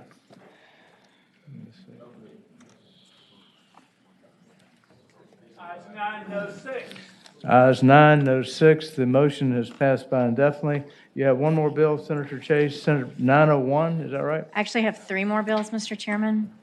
Okay. Senate Bill 901 regarding concealed handgun permits, and I have three amendments. Okay. We are amending Section 11, lines 54 and 56, changing in line 54 the word resident to person, changing in line 56 the first instance of the line resident to Virginia, and changing in line 56 the second instance of resident to person. Okay, you can explain the bill, Senate Bill 901. First of all, is there a motion to adopt the amendment? Is second, all in favor of the motion to adopt the amendment, say aye. Aye, all opposed, no. Motion carries. Okay, Senator, would you like to explain Senate Bill 901 as amended? Yes, Mr. Chairman. This bill, Senate Bill 901, states that a resident may carry a concealed weapon in a location that he may open carry, and otherwise would be qualified to obtain a resident concealed handgun permit. The resident would not need to show proof of the weapon qualification. This provides that if the Commonwealth designates any property owned by it as a firearm-free zone, or if any locality designates such locality or any part of such locality as a firearm-free zone, the Commonwealth or such locality waives its sovereign immunity as it relates to any injuries sustained by persons lawfully present in such firearm-free zone. The bill further provides that if the Commonwealth or a locality adopts any ordinance, rule, policy, or regulation regulating weapons, the Commonwealth or locality assumes an affirmative duty to protect invitees lawfully on the premises of the Mr. Chair. Commonwealth. I'm sorry. to Okay, just interrupt. let her finish it. Go ahead, I know, but explain are we it. on 901? 901 as amended. Is that right? 901? No, but. Mr. Chair, I don't believe those amendments go as far as the patron Yeah, suggesting. She's talking about a different bill. 54 Is that the through same bill or a 58. different one? Right. This is Senate Bill 901. Right. That's not what it 901 just provides that if a person is carrying a concealed handgun, if they qualify for a concealed handgun permit, they can carry concealed without having the permit. No. It doesn't contain any of the sovereign immunity provisions the patron is talking about. Mr. Chair. Right.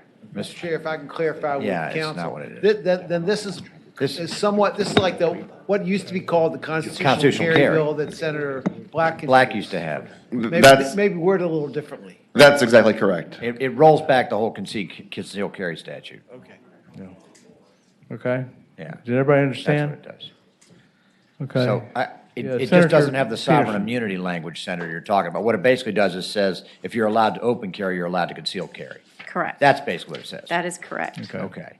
Any more questions? Is there anybody in favor of the bill? Same group? Okay. Just say who you are quickly. Philip Van Cleve, VCDL. Yes, and it doesn't strike all the concealed carry code. It just says that you don't need a permit. It still allows permitting for those that may have certain sensitive areas they may be going into. And all it says if I put on a coat, now suddenly I have to go through all this training and everything just because I'm covering a gun. This gets rid of all that. Okay. You agree? And I next? agree. Patricia Webb from Hanover Okay, County. thanks. I agree with this bill. And next? Hi, Brandy Polanowski, Louisa, and I support and agree. Okay, all right, next? My name is Evan Yandel. I live in Henrico County, and I support this bill. Okay. Good afternoon. Mariah Rowland, Louisa County. I support this bill. Okay, all right. Anybody against the bill?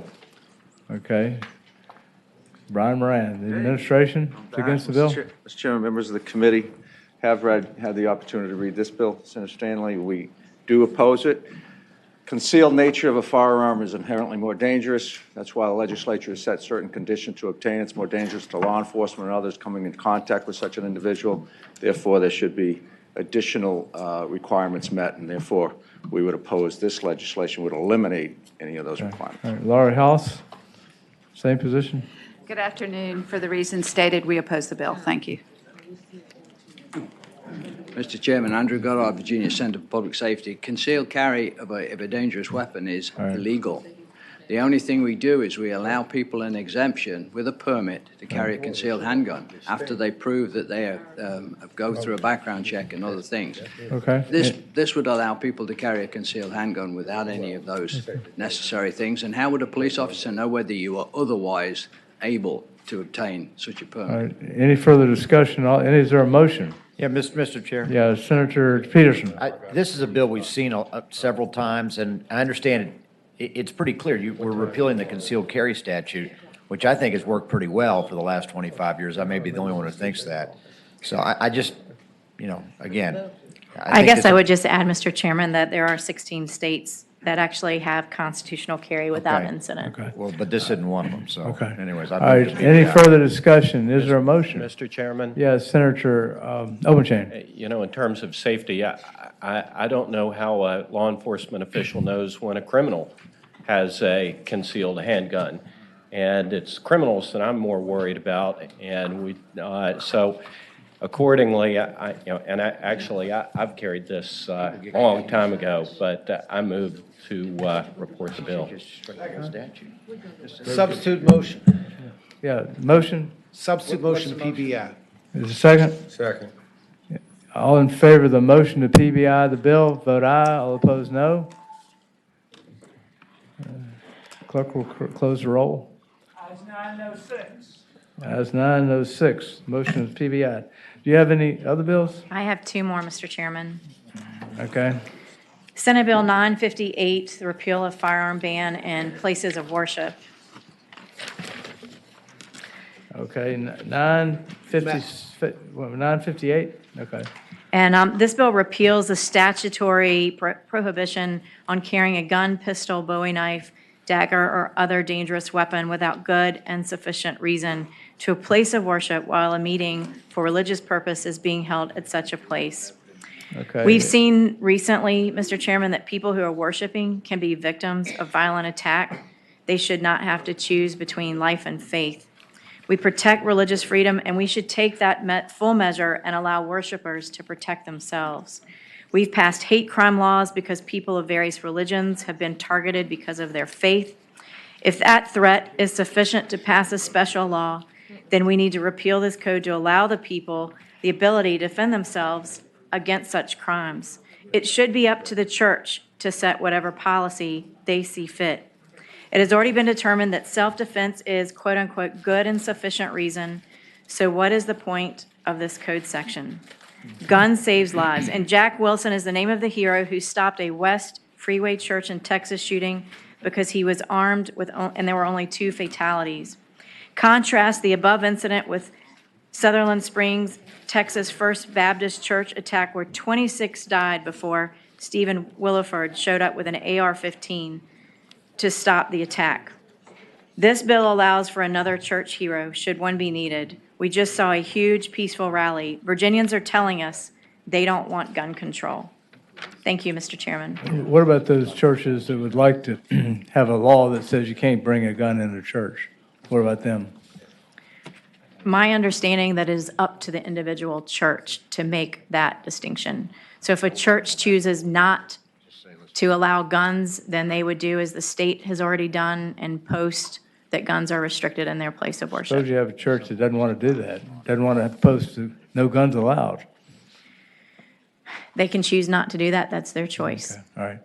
Any questions of the patron? Mr. Chairman, a question of the patron. Senator Thank you, Mr. Chairman. Senator Chase, you're of course familiar with the actual statute which we're repealing, which specifically says a person can carry all these weapons, or I'm sorry, they're prohibited from carrying them without good and sufficient reason. And my recollection is that former Attorney General Ken Cuccinelli wrote an AG's opinion at the request of Delegate Mark Cole that personal protection was good and sufficient reason. I agree. And so I'm just curious why we need to repeal the statute if you feel like, you know, you need it for personal protection. I think the Attorney General has sort of green-lighted people carrying weapons into churches already. My understanding of this language would codify it and make it more clear. Okay. Sorry, Mr. Chairman, further question. Anybody in favor, any more questions? Yes, one more Okay, question. Senator Serval. I'm not clear how you're codifying if you're repealing it. I'm going to let my speakers speak to that since Okay, they're more of an thank you. expert in the bill than I am. All right, very quickly. Philip Van Cleve, VCDL. Yeah, the whole idea is that the church should decide. Right now, it's a Class 4 misdemeanor for this. It's a Class 1 misdemeanor for them basically putting a trespass charge on this. And we'll let them decide their own security. I think earlier they were implying that some of these laws don't deter. Well, this isn't going to be a deterrent against a criminal. It's just something to impede law-abiding citizens who don't want to break even a Class 4 misdemeanor law. It really should be taken off the books. It almost sounds like a Jim Crow law because of the fact it's completely up to a judge as to what would be good and sufficient. Luckily, we do have that Attorney General's opinion, but that could get reversed. So we just need to take it off the books. Thank you. Okay, next. Mr. Chairman, ladies and gentlemen, Bob Sadler, South Richmond. As the senator pointed out, 5 days before Ralph Northam was elected, parishioners in Sutherland Springs were slaughtered like fish in a proverbial barrel. Just a few weeks ago, again in Texas, an attacker was gunned down in 2.5 seconds. That's a major improvement. Now, Mr. Chairman, to your question about repealing this section, any church can post at any time. The actual authority is vested in 18.2-308-01 Section C. And this does nothing to change that. This just frees churches in general to set up whatever policies they deem fit for their congregation.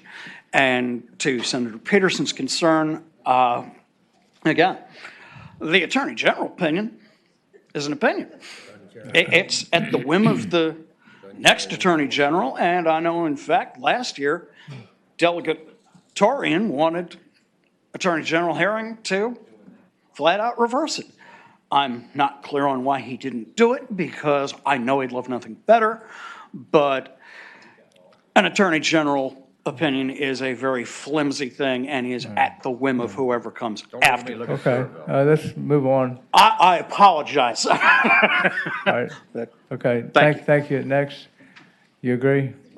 Patricia Webb, Hanover County. I would ask of you, sir, Senator Serval, an Attorney General opinion is an opinion and does not, a judge can rule differently, is that correct? Okay.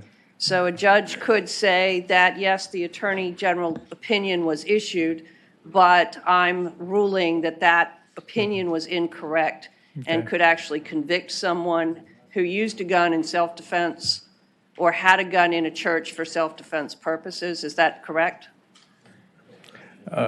Would you not, though, if you didn't want guns in your church or synagogue or mosque, you'd have to put up a sign? Right? Not necessarily, sir. You could have a policy, just like our county has a policy that employees are not allowed to have guns on the premises. Okay. And they could be fired. Parishioners could be, the church could have a policy and not necessarily post at the door. This code provision basically sets a policy, right? The code provision is confusing to people because a lot of people read this code and say, well, I'm not allowed to carry in a church during a service. And they don't, they're not clear on the good and sufficient reason portion of the code. Okay. So it is a very confusing code. And if in fact the Attorney General's opinion is binding, then there's absolutely no reason to have this code because it's null and void. Okay, next. Thank you. Thank you. Will Shaw, I live in Louisa County, I don't represent any group. The current code section is fuzzy with the good and sufficient reason language. An AG opinion, it does not have the force and effect of law. And I'm perfectly fine with my church setting the policy for firearms or any other weapons in the church. Okay. Thank you. Thank you. Anybody opposed to the bill? Same? Okay.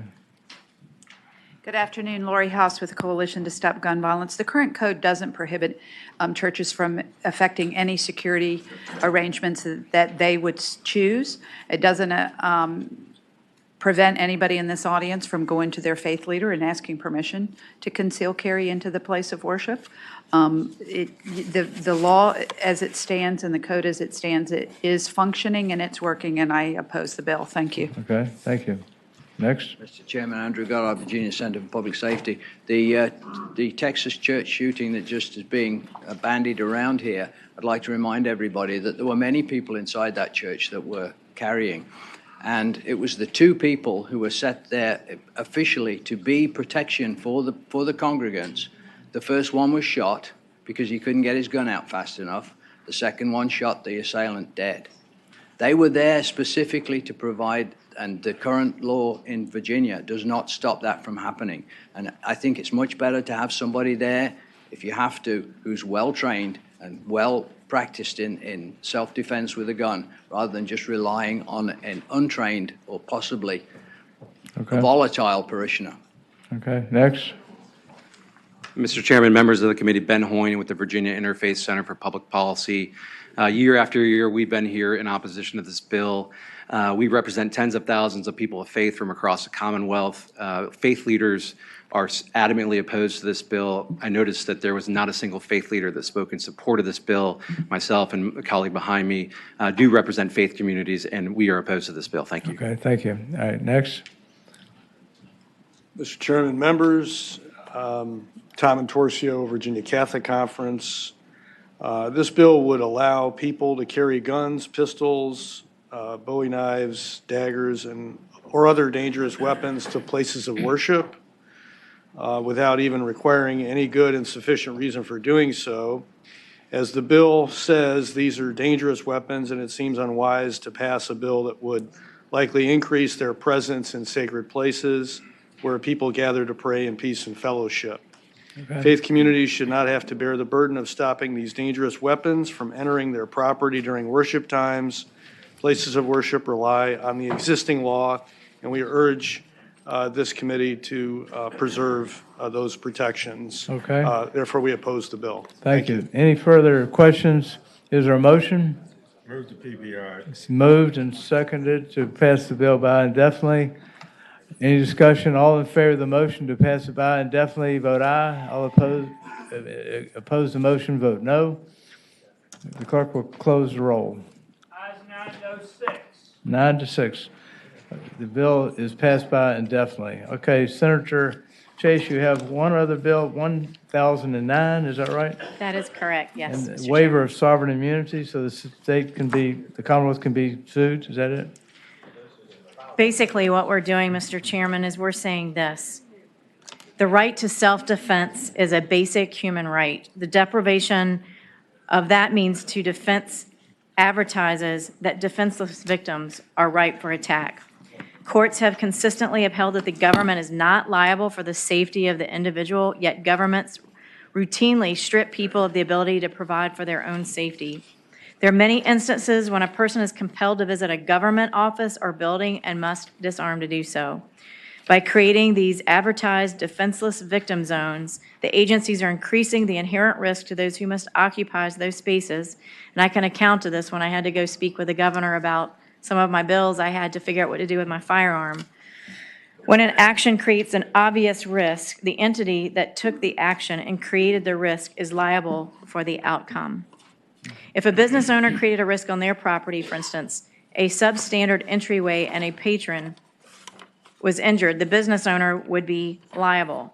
even though the customer would have a choice to visit that business or a competitor.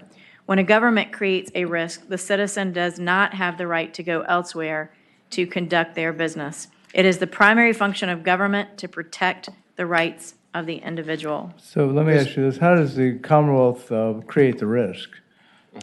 Whenever you tell law-abiding citizens that they cannot protect themselves, that they can't carry their personal sidearm I thought it was a person. into a gun-free zone in the Commonwealth or a locality, But then they should be held at risk. They should lose their sovereign immunity, in my opinion. Isn't the risk so created by the person who has the gun and pulls the trigger? Not the Commonwealth? No, I would say this. And if you've never been in this situation, maybe you don't, some people may not understand this. Having been a victim myself, I actually get this. Every time I go into a place, I have to constantly think of constant threats. And I know there are other women and men out there who have had threats and have had to go this. And I really want this committee to really think about this for a minute. You don't understand the fear that's associated with the threats, or maybe you do, that women and men, families, they go to, and they feel safe and protected. They can protect themselves when nobody's looking. I mean, I had an example when I was at Meriwether's Cafe, and I'm in the Capitol with the Capitol Police, but there was no Capitol Police officer in Meriwether's. Whenever you disarm a law-abiding citizen, you're telling them that they can't protect themselves, and they have to rely on either the government protect them or just be a victim. Mr. Chairman, I refuse to be a victim, and so do the constituents of my district. If the government is going to take that right away from me, then they should be the one to be liable, because I'm not able to protect myself. Okay, Mr. Okay, Chair. is there any questions? I have a question. Yeah, Senator Peterson. There's private establishments that may say no guns. I mean, it may be restaurants, it may be any kind of place. Sure. Personally, I own a business, I don't care, but some people might say, we don't want firearms. Sure, and that's their so- ability. They're a yeah. private entity. Right, and so why are you going to say the Commonwealth is sort of strict liability? Anyone who gets shot there, I mean, the Commonwealth's going to be liable. I mean, private business owners could have the same policy. They have no liability. So we've gone from having sovereign immunity to like ultra immunity. Mr. Chairman, I would answer Senator Peterson by saying that we respect private property rights. As a small business owner, it is my business and it's my prerogative to determine whether someone can carry on my property or not. And many business owners make that known by posting no firearms on my establishment. They own it. It's their right. But when we're talking about localities, when we're talking about the state or the Commonwealth, where people have to take care of their business, they have to go to the treasurer to pay their taxes or the commissioner of revenue. These are things that law-abiding citizens have to do as a part of their daily business, and they can't go anywhere else to do that. We're asking them to compromise their personal safety and security to do business that they're required to do, like paying taxes. As by law, you have to pay your taxes. Okay. Is there anybody in favor, would like to speak in favor? Or stand up and just say who you are, very briefly. Philip Van Cleve, VCDL.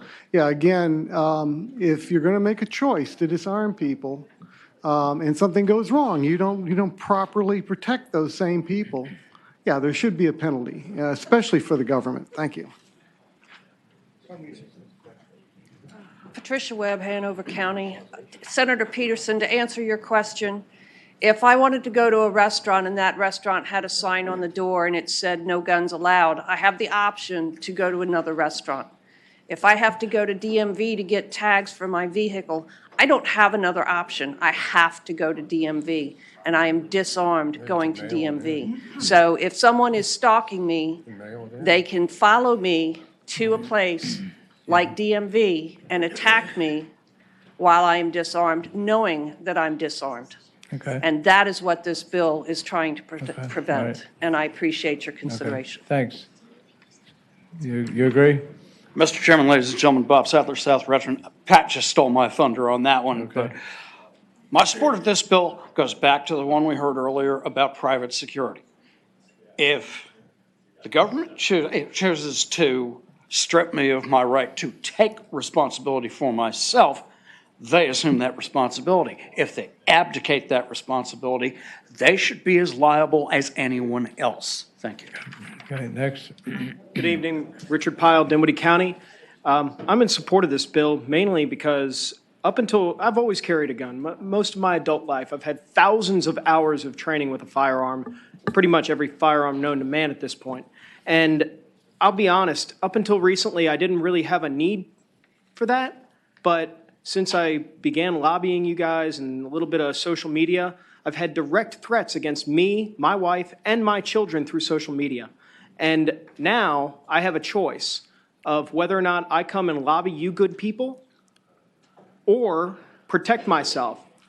I've been a paramedic and I've been in the street for 18 years. I know what bad guys look like at this point, and I passed 4 of them between my parking space on 7th Street and here. And honestly, it's ridiculous. If I get hurt, I should be able to take the state to court. I mean, there's a lot of lawyers in the Senate, and I believe some of them started their career suing people for pretty frivolous reasons. I figured they'd be in favor of this, you know? Thank you. All right, anybody else in favor, anybody against? Or what's the Commonwealth's position, the Attorney General? Mr. Chair, if I could ask the patron a question. Down on lines 34 and 35, it says that there's no limit to the amount of actual or punitive damage in a case like this. Are you aware of any other situation where there's no limit on the amount of punitive damages that's available? They're capped. I'm not aware. Okay. I'm not aware. Thank Senator Deeds. Okay, the Commonwealth, did the governor have any positions? Brian? No, okay. Speak up, okay. Do you know of any other situation where the failure to protect of an unforeseen event would cause a governmental agency or government to have to pay damages and punitive damages for the failure to protect of an unforeseen event? I might have to defer to Senator Morrissey on that one. He might can help me with that one. Yeah, Senator Morrissey. Is my attorney from Chesterfield. Yeah. Yeah. I'm sorry. The limit on punitive damages is $350,000, so that lines 34 and 35, Senator Chase, would be inconsistent with that current practice. Mr. Chairman, if you're in favor of the policy, but I'm happy to amend the amount, my guess is you're probably not. But I would be open to it. Okay, well, let's see who else wants to I speak. just got one other quick question, Madam. Yeah, Mr. go Chair. ahead, Senator Morrissey. Senator Chase, the lines 27, 28, dealing with the public shall assume an affirmative duty, that's similar to your previous bill, SB 319, where it was incumbent upon the Commonwealth to provide a law enforcement officer security. Is that right? That's correct. Okay. All right, thank you, Mr. Chair. Thank you. Okay. All right, is there, okay, you want to? Mr. Chairman, Andrew Goddard, Virginia Center for Public Safety. As I was reading the bill, I wasn't sure whether this was applying to a state place where the Commonwealth had actually supplied a police officer to protect it or not. And is there any differentiation between places which have been given security by police officers or places where there is no security whatsoever? I don't think it makes a distinction, is there? No, okay. In that case, we don't support the bill. Okay, is there, ready for a motion? Can I ask? Yeah, Senator Morrissey. I just want to ask the patron one question. Sure. First of all, you certainly are consistent and you certainly have passion for these various bills, and I give you credit for that. And I say this respectfully, is there any building, municipal building in the Commonwealth where people should not be allowed to carry guns? I would say to Senator Morrissey, Mr. Chairman, my understanding before Executive Order 50 is that people were allowed to carry in state buildings. So I am not sure. No, I'm just. I mean, your personal I'm view, thinking courts. Mr. Chair. Yeah, Senator Morrissey. No, just your personal view. Is there any municipal building in the Commonwealth where people should not be allowed to carry weapons into that building? Mr. Chairman, Senator Morrissey, I would answer to you, if you're a law-abiding citizen, I don't think there's ever a situation in which a law-abiding citizen should be denied their ability to protect themselves. I think we should do more to penalize the criminals.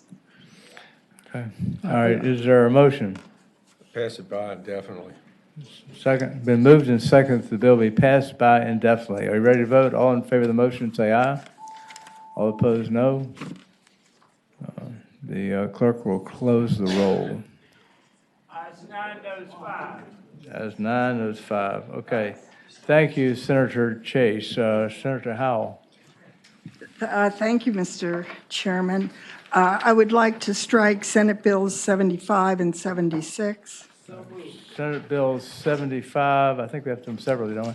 Senate Bill 75, motion is made to strike and seconded. All in favor of striking Senate Bill 75, vote aye. All opposed, vote no. The clerk will close the roll. Ayes 14, no 0. Okay, and Senate Bill, what? Shall I do the lower number first?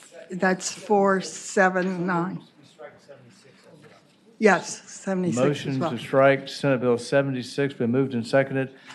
All in favor of the motion, vote aye. Yeah, okay. All right, okay. Vote aye. All opposed, no. All right, clerk will close the roll. Ayes 14, no 0. Okay, and is there another one? Yes, and not to strike, but I have 2 to pass. In fact, I've been sitting here for over 2 hours and you haven't passed anything. So I'm going to give you an opportunity to do 2. That'd be unusual. Go ahead. The first one is 479, and I've been asked by Senator Saslaw if his bill 372 could be rolled into it, and a substitute with him is. 372 in, with Senator Saslaw is chief Okay, into 479, is that right? 479. 479. All right, all in favor of the motion to roll Senate Bill 372 into Senate Bill 479, is that right?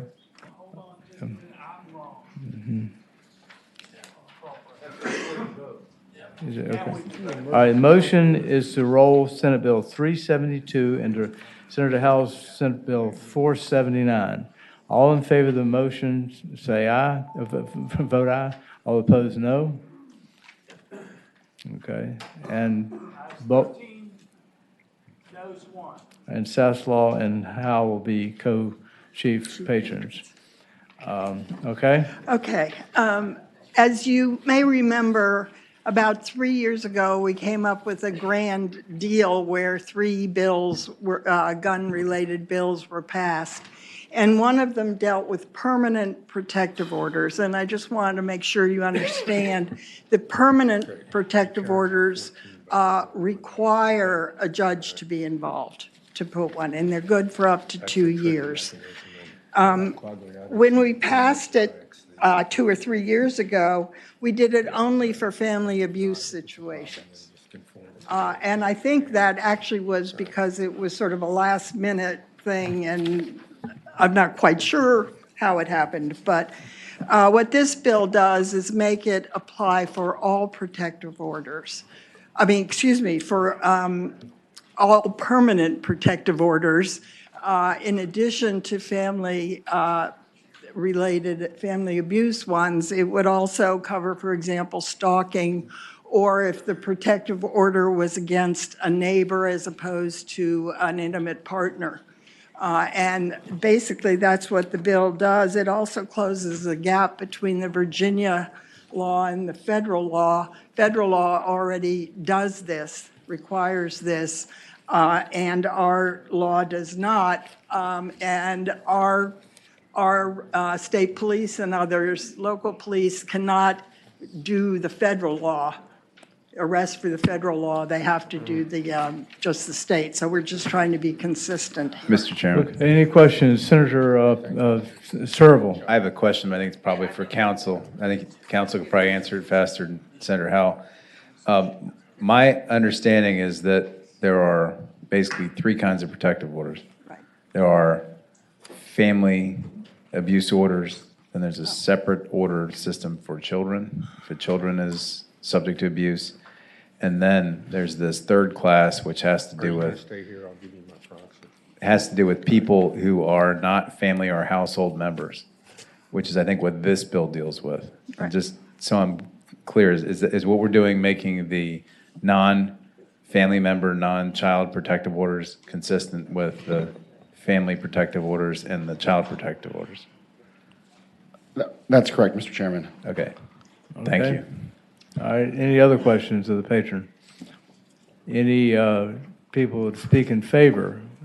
The governor here. Mr. Chairman, members of the committee, we are strongly in support of this legislation, and Senator Howell addressed a major portion of it with respect to including those other protective orders, and these are the permanent protective orders, not the emergency protective orders. So a judicial determination is required in this bill. But I would just point you to some other language, though, with respect to a certification process. This was also something that we attempted to have as part of the compromise back in 2016, and were unable to do that. This bill does provide that the individual will have 48 hours to provide a certification in writing to the court that they have disposed of the firearm, and they can do it one of three ways. You can either provide it to law enforcement, you can sell it or transfer it to a dealer, or you can provide it to anyone who is not otherwise prohibited by law. So you have three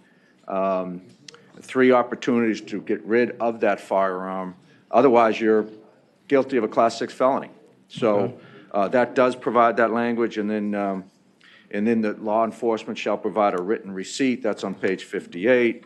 Contemplates a designated law enforcement agency for instance, an area where Senator Deeds represents. There's a court that represents a number of jurisdictions. One law enforcement agency would be the designated jurisdiction to receive those firearms if that's how the person wants to dispose of their firearms.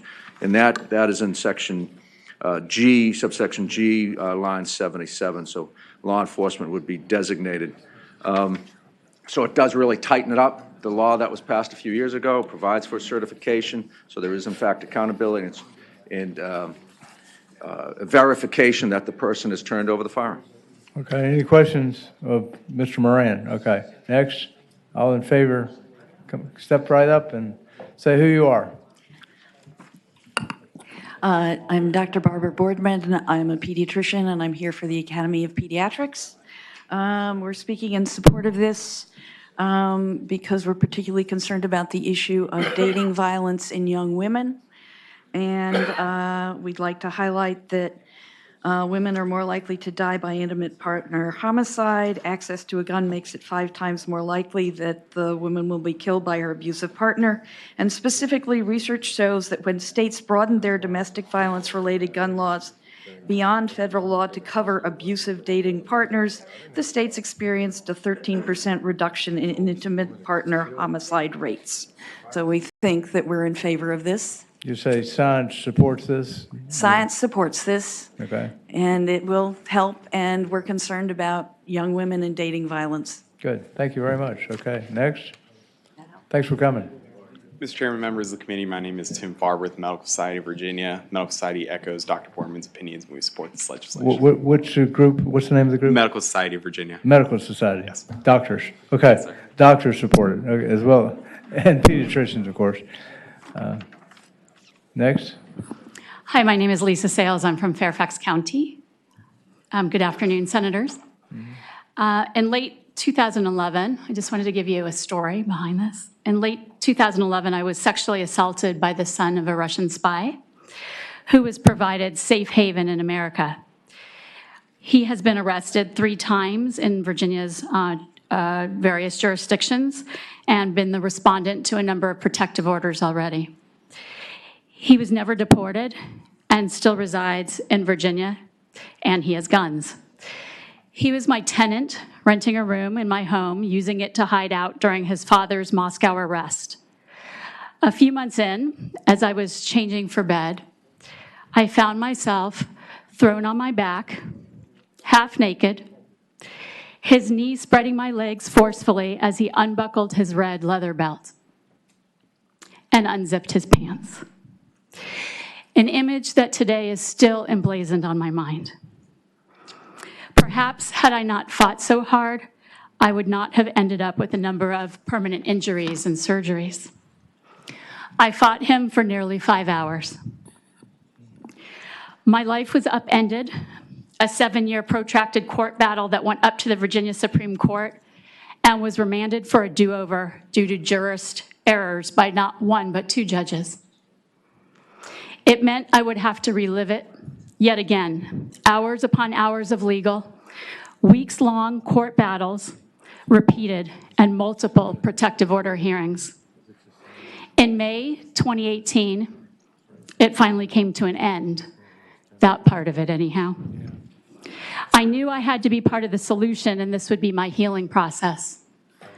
I began my advocacy in 2012 with the desire to enhance protective order laws, even before my case had reached conclusion. My belief is that no violent recidivist subject to a protective order should have guns as a matter of public safety. Why is this important to me? Because after assaulting me and while under my protective order, my attacker went on to try to shoot a couple drinking coffee together in their car on a cold December night in a Falls Church shopping center. Why? Because he wanted their parking space. Imagine my surprise when I got a call from the FBI learning this rather late in the game. We need to notify victims immediately so they can be on the lookout. The Falls Church police did not appropriately charge him. They never recovered the gun, and they did not notify me. To boot, the Fairfax County Circuit Court would not extend my protective order. The judge said, and I think you're going to clear that up for us today, that the law was unclear, and she could not read something into the law however much she wanted to extend my protective order, even knowing that he had guns. She stated, as much as I want to do this for you, I cannot. The law does not permit it because he did not brandish the gun at you.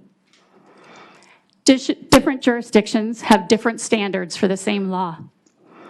An unclear law, that's what spurred me to action, reaching out to my then delegate, and now Senator Serville. I studied the law and realized the legal definition of domestic violence did not include me nor my circumstances because I was not having sex with the defendant while he was living in my domicile. This meant he could continue to have firearms. So when a defendant has committed sexual assault and battery, or stalking, the law says you don't have to surrender your guns, at least now it does, if you're a respondent to a protective order, unless the victim is the girlfriend or spouse of the defendant. The difference is, and has been, sex. This is concerning, particularly because studies have shown that more than half of mass shooters have a history of misogyny and violence against women before they perpetrate such heinous carnage. It makes sense, doesn't it, for any folks committing any kind of sexual violence or other violent acts against a person be mandated to surrender. It is vital that we strengthen protections for women when it comes to sexual violence, particularly because the Violence Against Women Act has been permitted to expire in our federal government. 1 in 3 or 4 women experience gender-based violence. We can change this culture in America by shoring up some laws and making certain there are no loopholes. 233,000 women are sexually assaulted. That's an excess of 6 per day, and 2 to 3 women are murdered daily by an intimate partner. This is an epidemic. Shouldn't we step back, look, listen, and ask ourselves, are we doing enough, and could we be doing more? Thank you. Thank you very much. Any questions? Thank you very much for your courage of coming forth. Okay, next. My name is Lisette Johnson. I reside in Chesterfield County. We know statistically that 64% of all intimate partner homicide victims were killed by firearms. 83% of intimate partner homicides occurred in the home. In a 2018 medical study, 4.5 million women have had an intimate partner threaten them with a gun, and nearly 1 million have been shot or shot at by an intimate partner. I'm a survivor of each one of these statistics. My husband threatened to put a bullet through my head if I tried to leave him. He carried out that threat when I sought to exit our 21-year marriage, shooting me 4 times while our children played nearby in our suburban Richmond home. I now work with survivors of intimate partner violence at the YWCA, and I can attest that this bill will provide women an opportunity to leave the most dangerous time in an abusive relationship safely, an opportunity that was not available to me in 2009 when I was shot. Both I and the YWCA support this bill. Thank you very much for coming forth. Mr. Chairman, members of the committee, my name is Jonathan Iglesias. I am with the Virginia Sexual and Domestic Violence Action Alliance. We also support the bill and are grateful to Senator Saslaw and Senator Howell for bringing this forward, and have worked closely with Secretary Moran's office on some of the language included in this bill. We have currently, after the 2016 Great Compromise, large bipartisan support to expand prohibitions of firearms to family abuse protective orders, we have a handful of courts around the state that are effectively implementing this law. And what domestic violence advocates across the state are asking for is a uniform judicial mechanism, taking those best practices in the courtrooms where it's currently working and widening that and creating those protections in those processes in other courts. Thank you. Thank you very much. Next. Mr. Chairman, Valerie LaRue from Virginia Poverty Law Center, and I'm here tonight because Sheila Varkey, who would ordinarily be addressing you, is in another committee, but we, for the reasons already stated, do support this bill. Thank you so much. Okay, next. Good evening, Christine Payne, James City County. I'm a member of the Virginia Nurses Association and the Virginia League of Women Voters.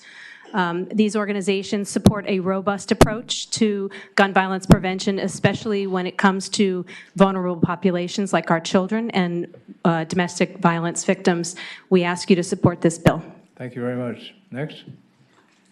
I'm Joanne Sweeney from Chesterfield County, and I'm also a victim of domestic violence at gunpoint.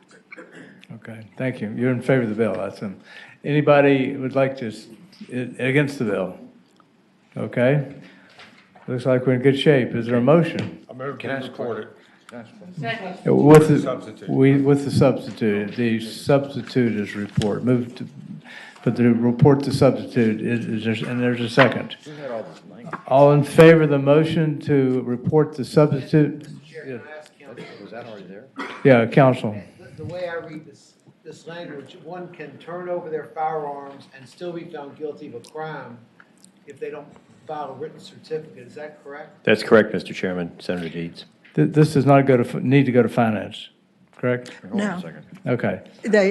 No, it's included in the budget. Yeah, okay. All in favor of the motion to report the substitute, vote aye. Convicted of a crime. All opposed, no.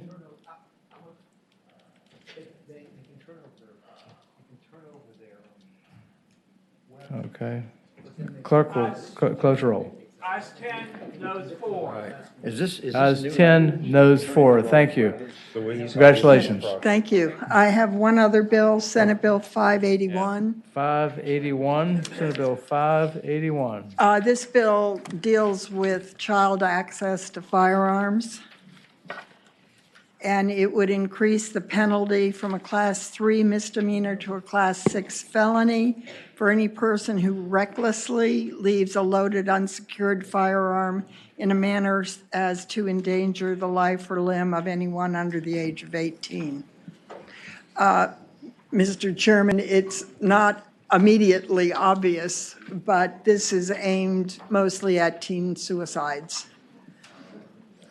Any questions? Okay, I got a couple questions on this. Yeah, Senator Peterson. So, Janet, your child commits suicide and you charge the parent with a Class 6 felony? No, the idea, no. The idea you don't is think if people will you be charged leave under statute? if you leave the firearm recklessly, then you can be charged. So if you... The idea is to prevent the suicide by having the gun locked up. You understand we put this on the books. I mean, if it happens, you have to prosecute. So if somebody comes across a weapon and kills themselves, then you charge the parent with a Class 6 felony if they cause it to be left in that condition. That wasn't the goal, but that might That would That be the might consequence. not be, there are consequences. All right, There are consequences. let me pose a hypothetical to you. Yes. I mean, let's say I have a teenage son, he's less than 18, and we go hunting. And before you fire the weapon, you load it. And I hand him a loaded weapon, and he slips or somehow a tragedy happens. I mean, he's 15, 16, 17 years old. Is that now a Class 6 felony has to be charged? No, because he's under supervision, Well, where does it- adult supervision. And Where does it also, say- Mr. Chairman, the statute would require that it be left or provided recklessly. Recklessly. Okay, but recklessly doesn't necessarily mean supervision. A jury could find that he wasn't sufficiently trained. I mean, the word supervision is not in this subsection A. It's in subsection B. It says on line 17, except under the supervision of an adult, and Yeah, then but it that's- defines the adult. That's subsection B. Subsection A is a whole separate crime. One of the elements is not supervision. If you hand a child a loaded, unsecured firearm, you hand him a shotgun, and a jury could find he was not sufficiently trained, and he kills himself by accident, or maybe intentionally. And then you'd say that would be a predicate for a Class 6 felony. The Attorney General's office came and spoke to me about this, and they said that's just not the right reading of Well, it. I don't Now, necessarily I'm not trust their opinions. But I'm not a lawyer, so. Well, I don't think anyone in that office has probably tried this case before a jury. Currently, the law is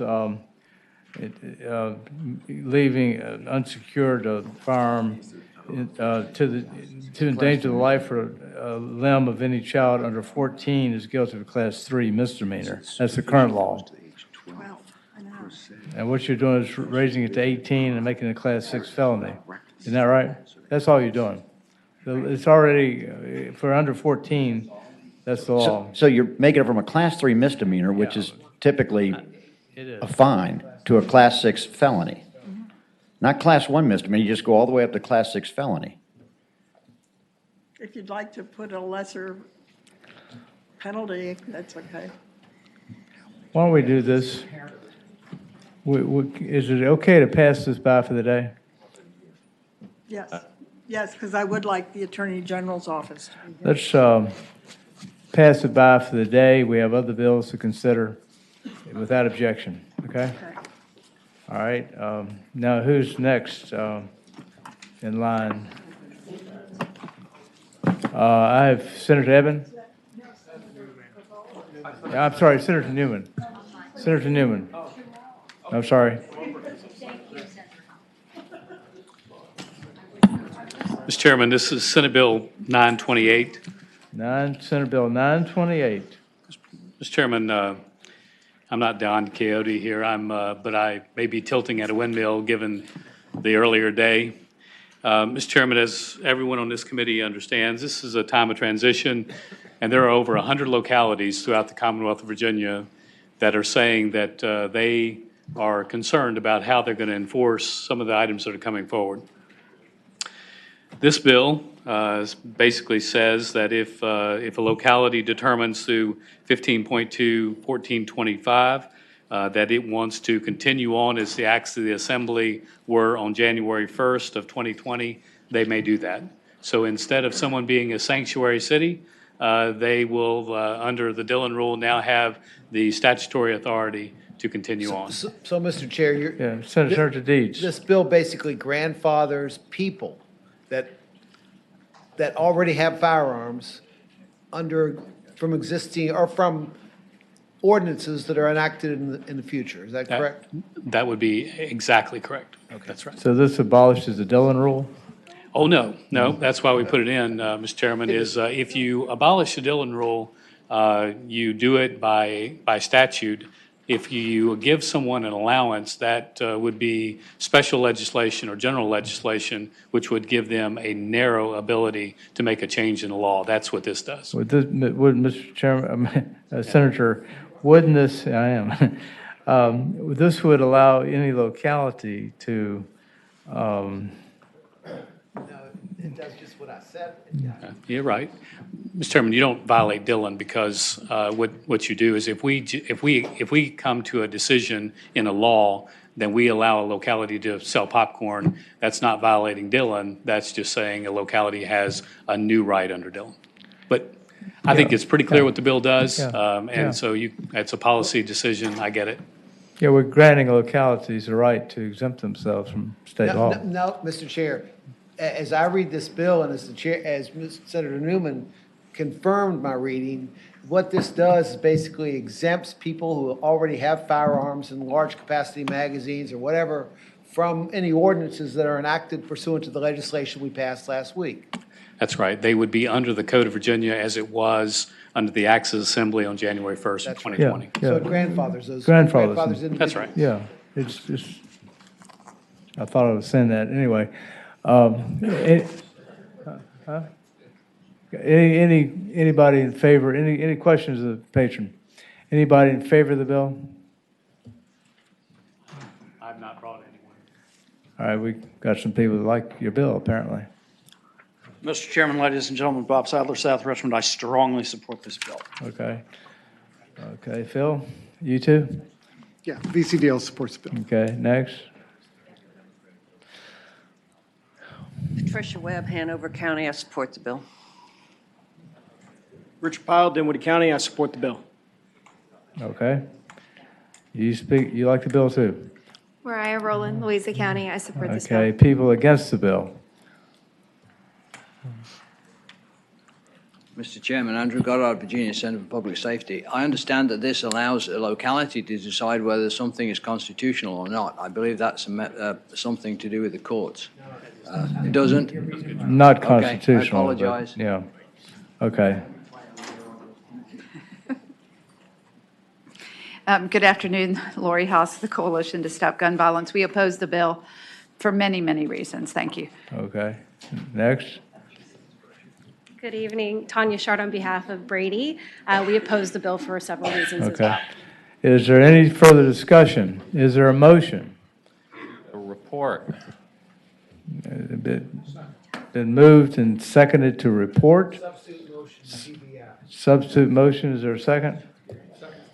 Substitute motion to PBI the bill, and the motion made to order the previous question. Second. Okay. All in favor then, all in favor of the motion to order the previous question, say aye. Aye. All opposed, no? No. No. No? No. All right, I ruled that the previous question has not been ordered, okay? So now we have before you the motion to pass the bill by indefinitely. All in favor of the motion, vote aye. All opposed, vote no. Ayes 9, noes 5. 9-5. Okay, thank you, Senator Newman. The next, Senator Evan, are you the next? I think that's right. Senator Evan. Well, if you're going off the sign-up sheet, I'm next. If you, Senator Football has been waiting a little longer. I got you down as next. Okay, well, let me try and be quick. These are two policy questions. The first one, SB 15, would forbid or outlaw guns to be in state-owned buildings. This right now is the policy of the Commonwealth from executive order from the governor. And the bill, it would have a Class 1 misdemeanor at less than $2,500 fine, or I should say up to 12 months in jail or either. There's some exceptions for law enforcement, conservators of the peace, authorized security personnel, et cetera, magistrates, court officers, judges, city treasurers, military personnel on duty.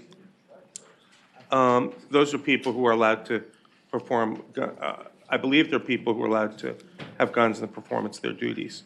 That could be cut if people want, but I think, correct me if I'm wrong, I thought that was, yeah, currently they're allowed to have guns in performance of their duties.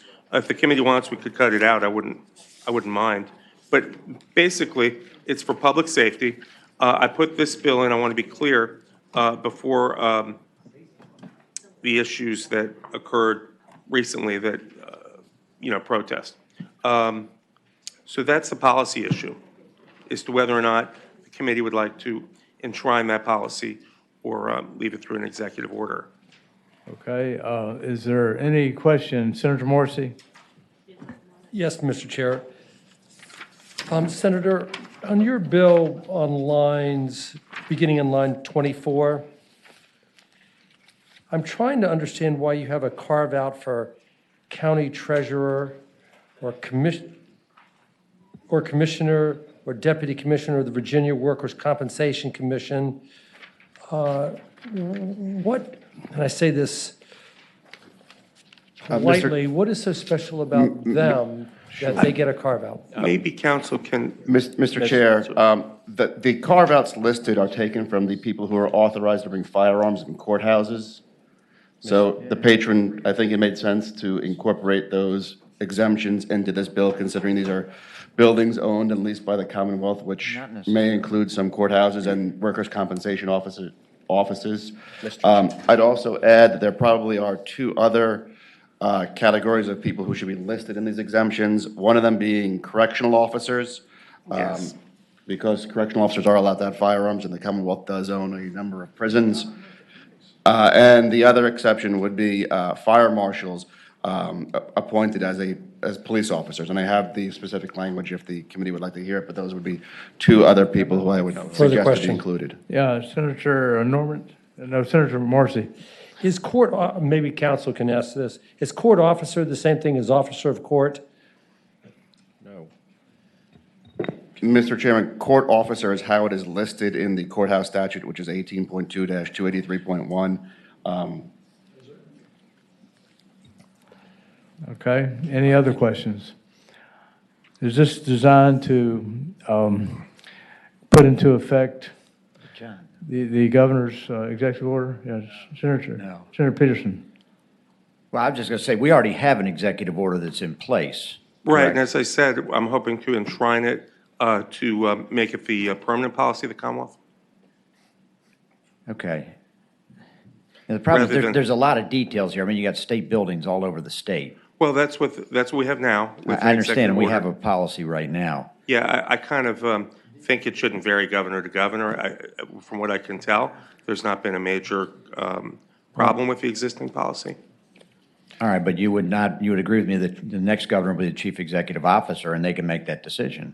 Right, and I think that we as the legislature could make a permanent decision if if this governor were to sign it. Mr. Chairman?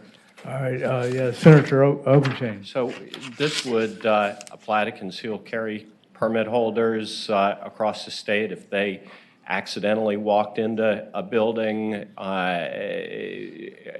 that is owned by the Commonwealth. You're going to put that on their criminal record? Well, just as a concealed carry permit holder can't bring a gun into a courthouse, they would have the same policy. Well, courthouse has security at the doors. It's well posted. It's very clear.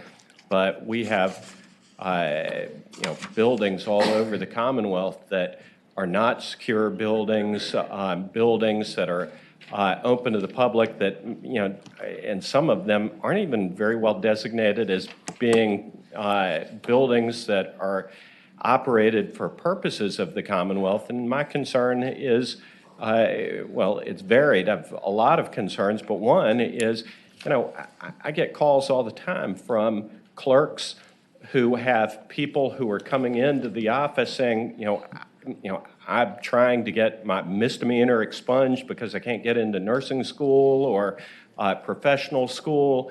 And these may be people who have accidentally or negligently run afoul of this law, and you're going to ruin their lives by making them misdemeanants, and they're not going to be able to get these things expunged. Mr. Chair? Yeah, Senator Peterson. Yeah, one of the things, you use the words leased by the Commonwealth. And let's say, for example, the Department of Corrections has an office lease or an administrative lease on one floor of a building. It just defines building, so anybody walks into that building, even if they're not in the Department of Corrections area. Well, I would say that on lines 27 to 30, partly to answer Senator Obenshain's question and to yours, if the notice is not posted conspicuously at the public interest to the building owned or leased, It's not, Right, but the point would be then they would have the right to post that at a building where they lease, even if they don't own the building? that's up to their contract with their, How about this, this can be, can we take this by for the day? How about Sure. for the year? Okay, If let's do that's the that. committee's All right. wish. And, without objection, be by for Okay. the day so we can work on it. Then, Okay. similarly, SB 13 would forbid guns in Capitol Square. And again, this bill was drafted and not intended as a reaction to what happened on Monday. But I think out of caution, it is appropriate when people visit the Capitol and Capitol Square to have it be a weapons-free zone, as so many zones are in the Commonwealth. Okay, Mr. Chairman. Senator Obenshain. So we just passed a bill, I guess, last week, in which we allowed local governments, in the event that they considered a public space to be, or an event to be sufficiently dangerous, to use their discretion to declare this a gun-free zone for, art fair or whatever. Here, I mean, this is going to declare Capitol Square always. That's right. So how do you prevent criminals from carrying on Capitol Square? Well, you have a posted sign, and the Capitol Police would be authorized, if they saw someone with a gun, Well, to what if they enforce didn't it. see them with the gun? What if it was concealed and they're just a Well, then, criminal? I mean, somebody any who law- doesn't care. People can evade lots of laws on a high-capacity day, like an inaugural or something. They could set up metal detectors. I would not expect that to be the norm. So are you setting up And I metal also don't think detectors craft around shows. Capitol Square? I don't think craft shows or art fairs are really a good example of gun-free zones. But I think that's what our legislation did. I thought earlier it in was the week. intended for other things, but that's Why don't we- another why don't we- policy. If you don't mind, why don't we do this in view of the hour, pass it by for the day? Sure, And and I work know, on, okay. I would say, I know Senator Favola's been Yeah. waiting, I didn't I mean to know, cut ahead. that's what I'm thinking. Senator Favola. And Senator Bell's not here, I guess. Okay. Senator Hanger's here. Yeah, Senator Hanger's here. Favola's not up Senator Hanger, do you first. mind? I think you were higher up on the list, or it's my turn? Actually, I got you higher. Right, okay. I'll be as quick as I can. I have two bills before you. Senate Bill 248, I just ask for your concurrence and to send it, to re-refer it to Finance. What it does is it establishes a fund so we can actually create a program for to prevent, for intervention and prevention regarding gun violence. And programs would be, this program would probably give grants to grassroots organizations who are on the ground, working with our young people and others to come up with intervention programs. This is in the governor's budget. I have a budget amendment that I submitted. I would just ask that you give an approval and re-refer it to Finance. Okay. Any questions? Yeah, Mr. Yeah, Chairman. Senator Obenshain. And I'm sorry for my lack of familiarity, but where's the money come from for this fund? The money is in the budget, the governor's budget. So it's just general fund money that's It would be general fund being money. appropriated? It's general fund money, All right, no revenue source? no revenue source. How much money is it? The governor put in, I want to say, it's none of my business. 1.3 million and then 900,000 for the second year. My budget amendment's more generous. So if Finance, I guess, will ultimately decide how much money they want to put into the program. Can I ask, Yeah, go ahead, Senator Peterson. why why not just all violence prevention? Well, I mean, if we're I trying to cut actually down on street think- crime and everything else, I mean, I actually think it probably is all violence prevention. It was, the name we gave it was intervention and prevention. I think we're talking semantics. well, I don't think we are. I think. Go ahead. There's been so many gun bills, okay? So many gun bills. Uh-huh. Can we just talk, I mean. and Okay. I voted for most of them, but at the end of the day, I mean, can we just do something that's not about guns? I mean, can we just talk about, I don't see why we just can't have violence prevention. That'll be next week. All right. I'll move that amendment to Well, I'll strike second gun it. from every place in this bill. Okay? We can say violence prevention. I am Okay. fine with that. Is there, been moved and seconded to strike the word gun, so it just deals with violence more broadly? Sure. Okay, all in favor of the, it's moved and seconded to do that. All in favor of that motion, that amendment, say aye. Aye, all opposed, no. Motion carries. Okay, yeah, Senator McClellan. Thank you, Mr. Chair. Senator Volan, other fund bills that I've seen, we have also included provisions that would allow the fund to receive donations or grants in addition to appropriations. I don't see that in this bill. Would you be amenable to including language that would authorize the fund to receive donations or grants from other entities? I would. That's Is that a motion? Yes. All right. That can only grow the funds. Add a subsection D along the lines of receiving donations. That's a concept. All right, that's a motion, been seconded. All in favor of the motion, say aye. Aye, all opposed, no. Motion carries. There is a motion that we report and re-refer to.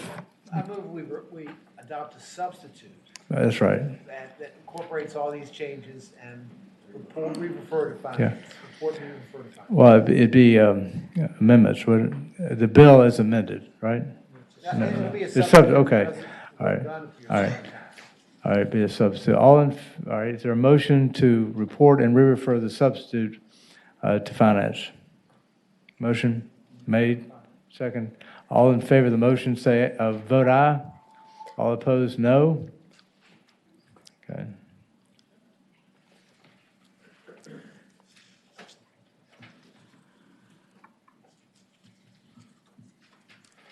Ayes 9, noes 4.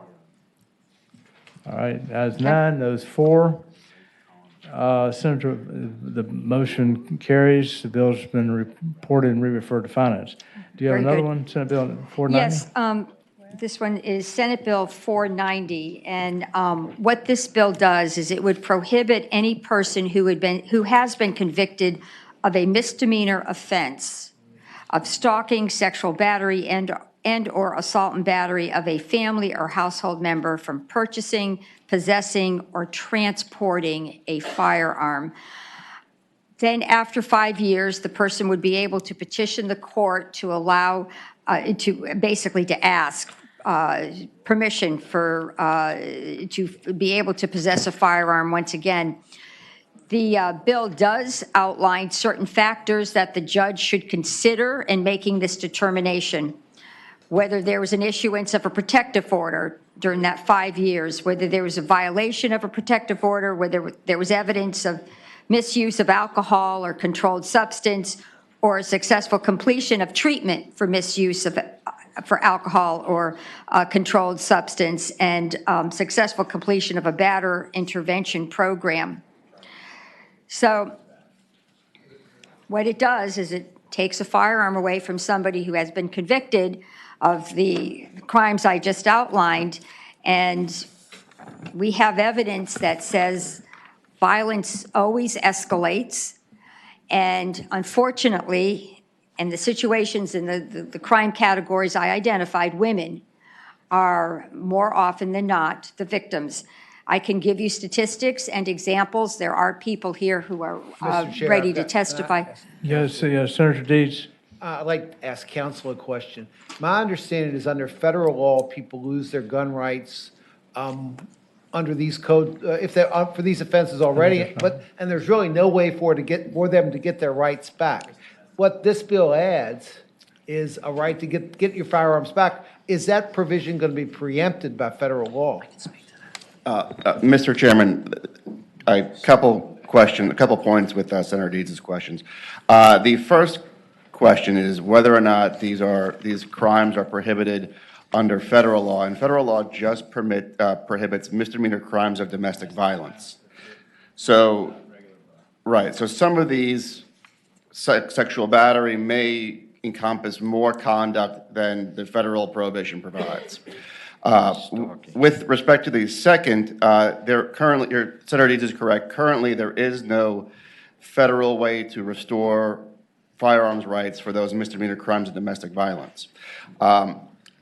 The provision here of restoring the rights would not necessarily be preempted by federal law, but there is I'll say a slight catch in the sense of this provision would not restore federal rights, so you would still be prohibited under federal law from possessing the firearm. So even though your state rights could be restored, that federal restoration would not be in effect for those misdemeanor crimes of domestic violence. Well, Mr. Yeah, Chair, Senator Deeds.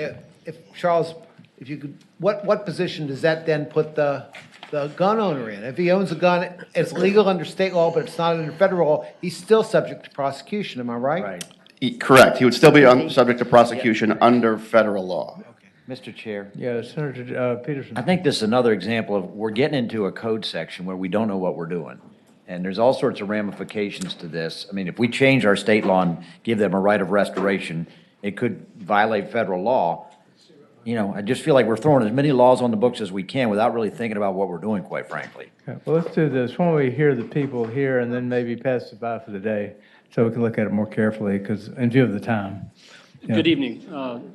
My name is Nathan Green. I'm here speaking on behalf in my personal role as Commonwealth Attorney for the City of Williamsburg and James City County. I am not speaking on behalf of Virginia Association of Commonwealth Attorneys at this time.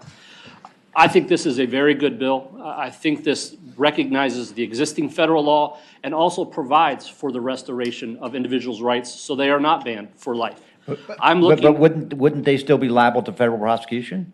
I'm reading 18 USC 921 A33 B2. And again, I'm not as familiar with federal law, but what it does say is what constitutes a conviction of such crime, misdemeanor domestic violence, shall be determined in accordance with the law of the jurisdiction. But importantly, it says any conviction which has been expunged or set aside or for which a person has been pardoned or has had civil rights restored shall be considered a conviction for, shall not be considered a conviction for this purposes. And so therefore, I think by giving the civil restoration that doesn't exist now, we are getting in line with what the federal government has said they'll recognize it. Mr. Chairman. I don't know about that. Mr. Chairman, Senator who? Sherrill? Sherrill, thanks. It's good to see my friend, formerly from Fairfax, that I used to try cases with a long time ago. But I think one of the differences between this law and federal law is that it includes sexual battery. And at least my understanding of sexual battery, I used to see sexual battery show up in the JMU student newspaper crime report regularly for people getting their butt pinched in like fraternity parties. And I'm just like wondering like what that type of offense has to do with somebody's propensity to or need to own a firearm. I mean, that offense to me, I mean, sexual battery sounds bad on the law, but the reality of what it takes to actually be charged and convicted of that isn't what most people think it is. And so I'm wondering what that offense has to do with somebody's firearm ownership rights. I don't know if Well, you've been prosecuting for 23 years at least, I think. So I'm just curious what your personal opinion is. I mean, my personal opinion would be sexual assault charge is also one that often is accompanied with a protective order. And the protective order often for 2 years. This would just, again, be somewhat consistent with the idea that if you're in that situation, we don't want you to have a firearm. And it provides some security, some confidence to the victim of that crime, that this individual that was her accoster isn't going to be coming back after her with a gun. So I think the confidence that it could provide to the victim of a crime is well worth it. Okay. Why don't we go ahead and hear people so we don't have to rehear them if we have to pass it by and look at it more carefully. Go. Lisette Johnson, Midlothian, Chesterfield County. So we do know that the biggest predictor of future violence is a history of past violence. And as a survivor of an attempted intimate partner murder and a professional advocate for survivors of domestic violence and intimate partner violence, I support the bill. Okay. Laurie? Good evening. It's evening now. Lori House with Coalition to Stop Gun Violence. We support the bill. We know that a history of violence is the single biggest predictor of future violence. The Office of the Medical Examiner shared that in 2016, the last year for which numbers were available, there were 158 family and intimate partner homicides, representing 1/3 of all homicides. This is a 27% increase in the number of family and intimate partner homicides from 2015. And we know that and on average, 60% of domestic violence homicides occur with a firearm. What we're trying to do is, yes, sir. Lori, would you agree that if the bill actually provides a restoration right where there wasn't one previously, if anything, this is a more pro-gun measure than what the law is currently? Absolutely. We understand that people who have been convicted of this, and if they can behave, if they get the help they need, if they don't have other convictions, if they don't succumb to their anger and they can get the anger management, we believe in second chances. Okay, and I understand that, but you're giving me statistics on harm, but in reality, this is in effect liberalizing the law, so it's more pro-gun than it is currently. Well, right now, if you're convicted, and correct me, because I'm not a lawyer, so help me through this, because I'm listening to your questions, and Right. I wish my boss was here, he could answer them all, and I apologize. If you're convicted in a federal court of a federal crime, Virginia can't restore your firearms rights. Am I wrong or right? Either any kind of. Right, it's got to be federally, it's a federal issue. No. Absolutely not. It's any felon. No, it's any state offense. It's any state offense. Okay. Well, go ahead. But you have to have your civil rights restored before you can get your firearms rights. Right, but that would not Okay. change the federal law. Anyways, Okay. you can't get it back. You got to get a pardon under federal law, but go ahead. Right. ATF Okay, can- I understand you now. Okay. Thank you. Thank you. We Okay. support the bill. We've done this in other states. Again, certain Okay. misdemeanor crimes of violence lead to future violence, and we should disarm these people. Thank you. Okay, next. I want to get the public testimony in first, even if we have to pass Hi, it out. Lisa Sales. I also Yeah. agree and support, of course. Okay, thank you so much. All right, next. Mr. Chairman, Jonathan Iglesias with the Action Alliance. For all the reasons stated, we support the bill. It's late. I will keep my testimony to that. Okay. Same, ditto?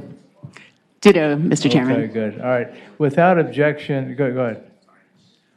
Medical Society, again, we support this Yeah, legislation. Medical Society, Tanya Sharp for Brady's, ditto. Brady, Thank you. okay. Mr. All right, Chairman? yes, go ahead. If I- Senator Peterson? Senator- Close enough. Oh, I Senator just wanted Morrissey, to okay. make sure that everybody's aware, you can get your civil rights restored, and we all know how that is done, but to get your gun rights restored, not only does it have to be done after your civil rights are restored, but it's pursuant to a petition, and it's heard before a circuit court judge in the jurisdiction in which you reside.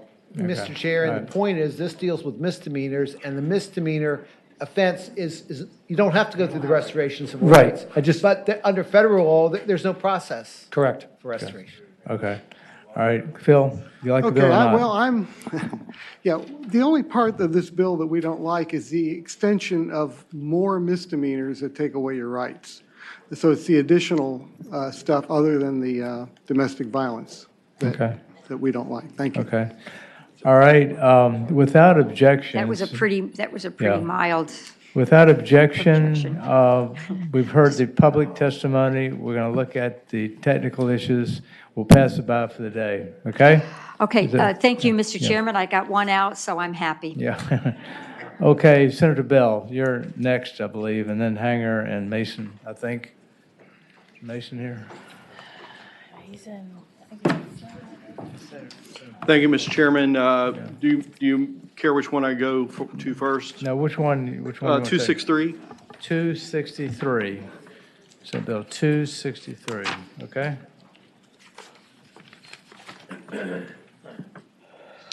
Mr. Chairman, Virginia Code currently allows a concealed carry handgun permit to be obtained with either online, video, or in-person training. What my bill does is require in-person training. As a retired military officer, I've served in combat zones. I've carried guns on my hip for 6 months at a time. I received extensive training. And frankly, the only way I think you know that a holster is properly fitted, that you know what you're doing with your safing procedures. If you have an expert, watch you do it. A video can't give you that feedback. An online course can't give you that. And I want to give you a couple stats. Online training. These are some of the ones that are available right now. One, as they advertise, watch a short video, answer 12-question multiple choice test. Can be done within 5 to 12 minutes, they brag, with a 99.9% pass rate. Passing score on most of these tests, it varies from either 75 or 70%. While open carry might scare some people, frankly, that doesn't scare me as much as concealed carry. Open carry, I can see the weapon. I can see if the weapon's unsafe. I can see if it's being properly handled. Concealed carry, we have jackets. I have no idea who has a weapon, who doesn't. I have no idea if they're unsafe. I have no idea if they know what they're doing. They could be sitting next to me in church. They could be kneeling in my tradition of worship. They could be next to me in a movie. And frankly, I'd like to know that they know what they're doing, because I can't see that weapon. And I think, frankly, this in no way takes away anybody's Second Amendment right, but it makes sure that the rights of the rest of us for life, liberty, and pursuit of happiness and safety are protected. And the National Rifle Association has a certified arms instructor program. Mr. Chairman, they do, and actually in the bill, that qualifies as one of the training courses. It's a quality course. I would encourage the National Rifle Association and other pro-gun groups with knowledge to offer these trainings frequently and very inexpensively. Okay, Senator Peterson. I was about to say, this is going to give a lot of business to the NRA. You realize that? I think there's a great public good that can be done here, and frankly, I think the more training we get will help prevent accidental discharge and accidents. Can I ask a question of staff? Yes, Senator Peterson. And I actually remember when we changed this law, which I think was 12 years ago, 10 years ago. Do we have any idea how many people take in-person versus online for getting their CCP? Mr. Chairman, I do not know that information. Okay. It used to be you had to take a course previously, right? Before the law was changed. Okay. You have to take a course, but you could do your video or online without experts' eyes on. Right. Because guns actually, if you pull the trigger, it's going to kick you, right? You don't necessarily know that unless you've got some kind of training. All right. Anybody in favor of the bill? Mr. Chairman, Andrew Goddard, Virginia Center for Public Safety. A number of years ago, I obtained a concealed carry permit by answering some 7th grade questions online. I was then able to print myself a certificate of competency with a handgun, despite the fact that I'd never held one. And I believe that the training that I did, quote unquote, proved my competency with a keyboard, not with a handgun. Okay. All right, next. Will Shaw, live in Louisa County, don't represent any group. I support the bill. I suggest a one-year delayed implementation. One of the reasons for the online courses was a shortage of in-person trainers. This doesn't give folks time to generate those trainers in those classes. So I think a delayed implementation would be a good idea, just 1 year, allow people to gear up for it. Okay. Laurie? Good evening, Lori Haas with the Coalition to Stop Gun Violence. We support the bill. Thank you. Okay. Next. Good evening, Tanya Sharp with Brady. We certainly believe that those carrying concealed firearms should be well-trained. Thank you so much. Okay. Anybody against? Okay. Phil? Philip Van Cleve, VCDL. Number one, I'd say, where's the problem? Where have we been having a problem? We usually fix problems. There hasn't been one. Also, there are occasions where someone finds themselves in danger unexpectedly. Perhaps a spouse is suddenly threatened and they've got some threat on their life. At least the online course lets them get their training quickly and the permit as fast as possible. So, you know, I highly suggest that the system now is working. We're not having a problem. Let's let people, if they're in a hurry, get their permit.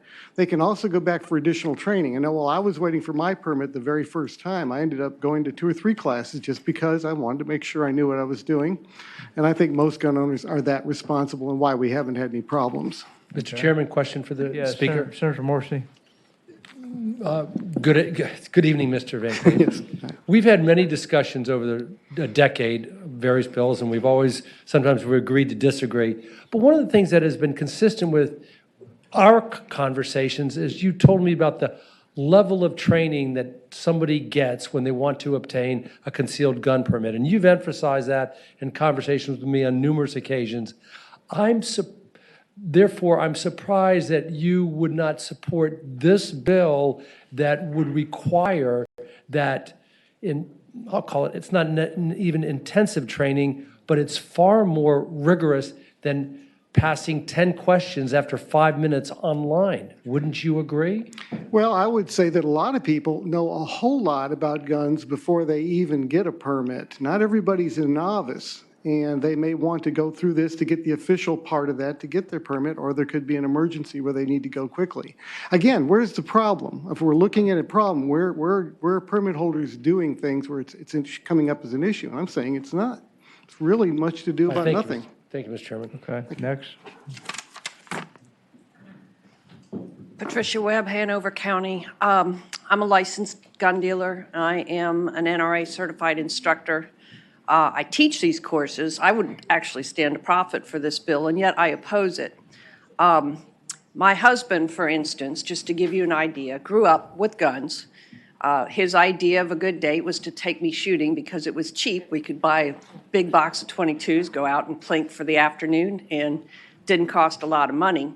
So he had experience around guns. When it came time for him to get his permit, he did not need hands-on training, so he could get his certificate by going online and taking an abbreviated course.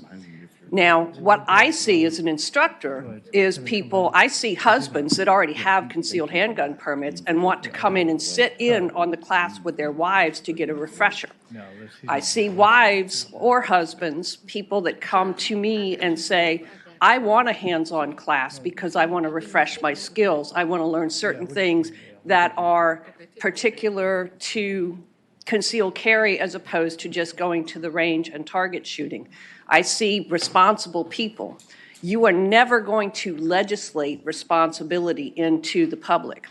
But when you have a segment of the population that is taking on the responsibility for their own personal defense, you have a different caliber of people, and they tend to seek out the education that they want, regardless of whether you legislate it.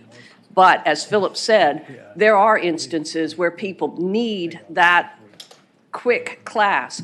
For me, my classes are every 2 to 3 months. And in the area that we live in, there aren't very many instructors. So people stand in line to get the availability of those classes. The NRA course material is expensive, and I don't foresee it coming down in price. So it drives up the class. A typical concealed handgun class with range time is $150 to $200 plus the cost of your ammunition. Where an online class, if you already have that skill set, you can take an online class usually for about $50. So there's a substantial difference there as well. So for that reason, I am opposing this bill. Okay. Thank you. Next. Colton Jones, Hanover County. I am opposed to this bill. I'm actually a student of firearms training and actually want to teach people in the future. And along with all the great many bills here today that have been presented, it would limit my students' ability to actually protect themselves. Now, what you would consider a lack of competence with a firearm, for me, most law enforcement and police officers meet that incompetence. I've sought out personal training, and that personal training typically costs $500 to $1,000, not counting the fact that you have to travel across states for competent teachers. The NRA's competency testing, like in-person competency testing to actually be good with a firearm, is laughable. It teaches you hardly anything. However, the primary use for the online certification is people who have busy lives who can't go and get that personal training can then get that training. I knew a guy that I used to work with. His name was Mike Ringus.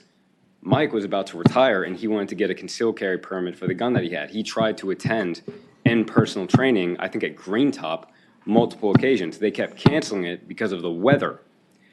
I told him, forget that, go do it online. You save money. I think it was $20 versus $100, $150 for in-person training. That's almost worthless. To do this, you limit the amount of people that can get concealed carry permits and would then be able to protect themselves and other people. My brother, he has not sought this level of education and training like I have. And I wouldn't be able to teach as many people if more people didn't have permits and more people didn't start sooner learning how to do this sort of thing. Okay, Senator Morrissey. Could the previous individual come back to the podium? I didn't catch your last name, sir. Jones. Mr. Jones, first of all, you're very articulate and when the way you explain it, but I don't understand the following. You talked about certain training, for example, at NRA, as being laughable and therefore dismissive of it, but you seem to think that a online, which is far less rigorous than the NRA training and can be done after a few minutes and answering 5 or 6 questions, somehow is better. And that, I just didn't follow that. If the NRA is laughable, or Green Top's training is laughable, what would you make of, how would you characterize this online training that you can do in a few minutes? Well, the point there is the fact that you are paying money for laughable training that isn't all that helpful is the issue. And also, that would bar you from being able to conceal carry. Whereas if you could just apply for the permit, one, if you then decided to seek proper training, it would be worth your money, and there's nothing stopping you from conceal carrying. Because the reality is, you can just watch YouTube videos to learn how to safely protect yourself and others. Because like I said, my brother has received none of that training, and he's just fine.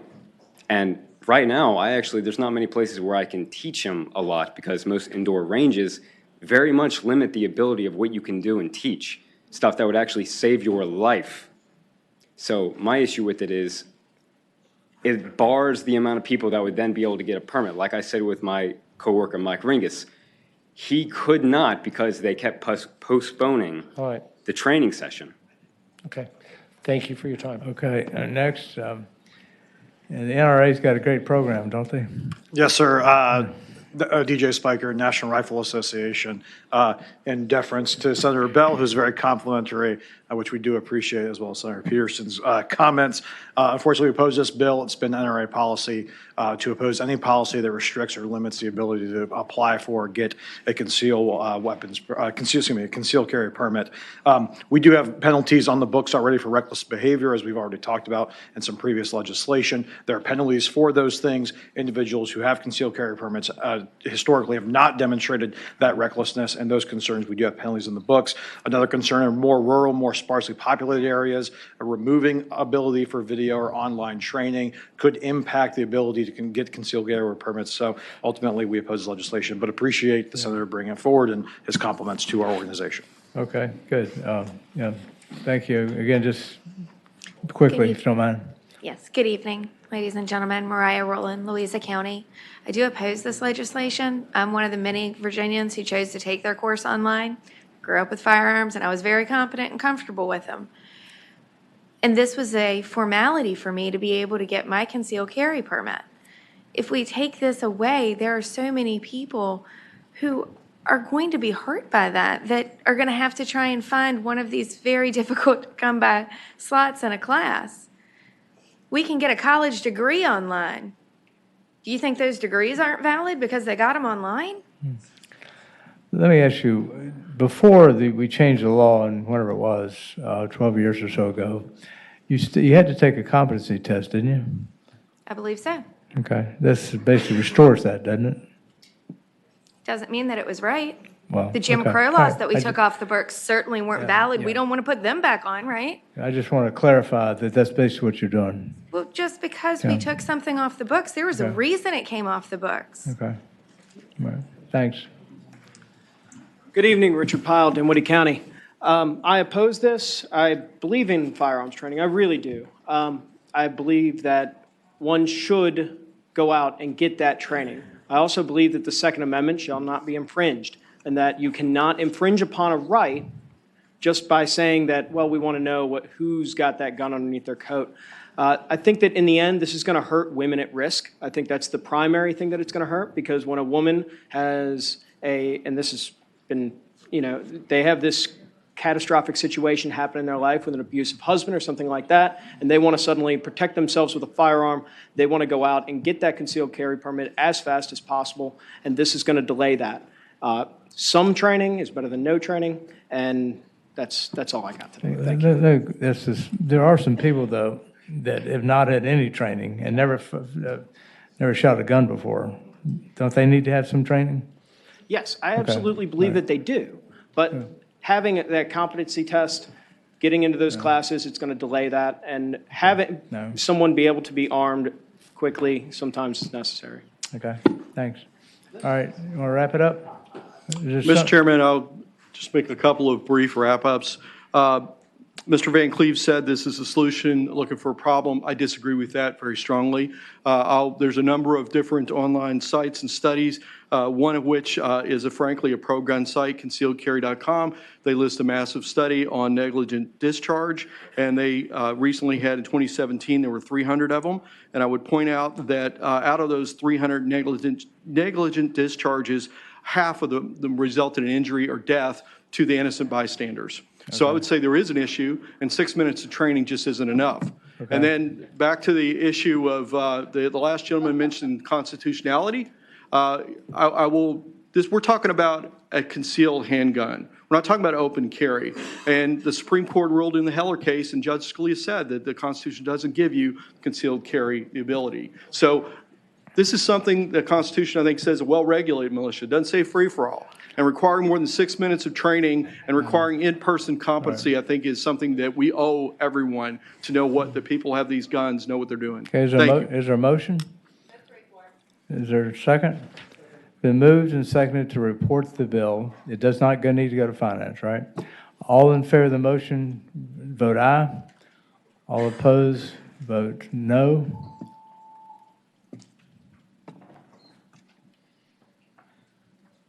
Who's got Saslaw? I-7, May 6. Mr. Chairman, one question said, I think you said it did not need to go to finance, or it does need? It did not. Does. It does? How, I'll change the motion to just report. Okay, just report. how could that be? Yeah. It's going to change the number of permits.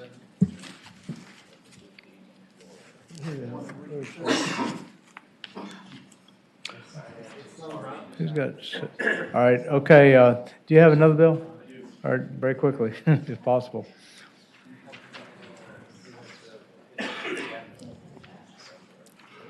Mr. Chairman, next bill is Senate Bill 353. And there is a amendment in nature of substitute that is before you.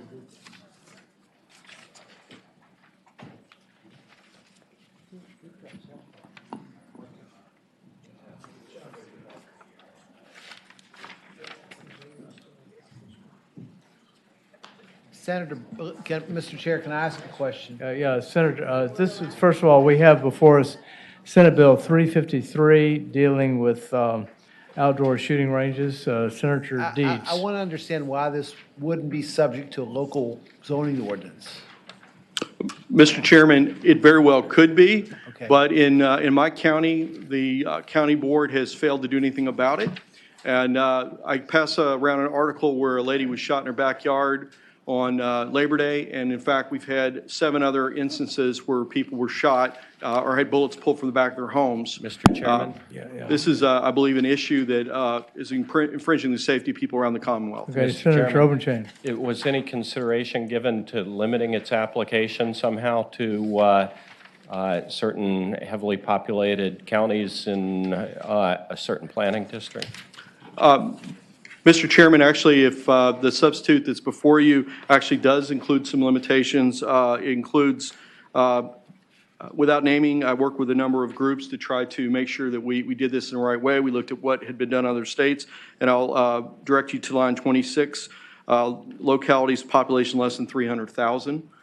So the idea is that people can't be shooting within 500 yards of a property where it's residential unless they've met any of the safety requirements for an indoor or outdoor shooting range, either by Department of Energy, which has safety guidelines, NRA, National Shooting Sports Foundation, or other similar companies. So the bottom line, any existing shooting ranges, this is not going to impact them. It's going to impact when people are doing makeshift target practice next to residential areas. Okay, Mr. Chair. Yeah, Senator Peterson. Well, first of all, I'm glad to see Fairfax City, I can open up a range, so. You can open a range and it won't close a range. Matter of fact, I hope people use ranges more. Okay, I guess my question is, I mean, we've got a lot, to use the ancient phrase, we've got a lot of laws on the books. We got laws for reckless endangerment. We've got laws for manslaughter. We've got laws for, if I create a situation, I drive through a crowd of people with my car. I mean, are we going to have a statute on don't drive a car through a crowd of people? I mean, I guess what I'm saying is, it sounds like there's an issue in Loudoun with the local board not cracking down on a shooting range or giving them a special use permit or what have you. But if we just create yet another penalty in 18.2, at some point 18.2 is going to be as big as this whole building. Mr. Chairman, I would argue 18.2 is big enough for the 8 people who had bullets in their backyard and the lady got shot. And if the supervisors aren't going to do anything, I'm sure as well going to try to do something about it. And I think those people are worth protecting. And that's why I come before you asking for that protection. Mr. Chairman. Senator Norman, who's Overton or Norman? Norman. Is there a grandfather provision in the substitute for currently existing outdoor ranges?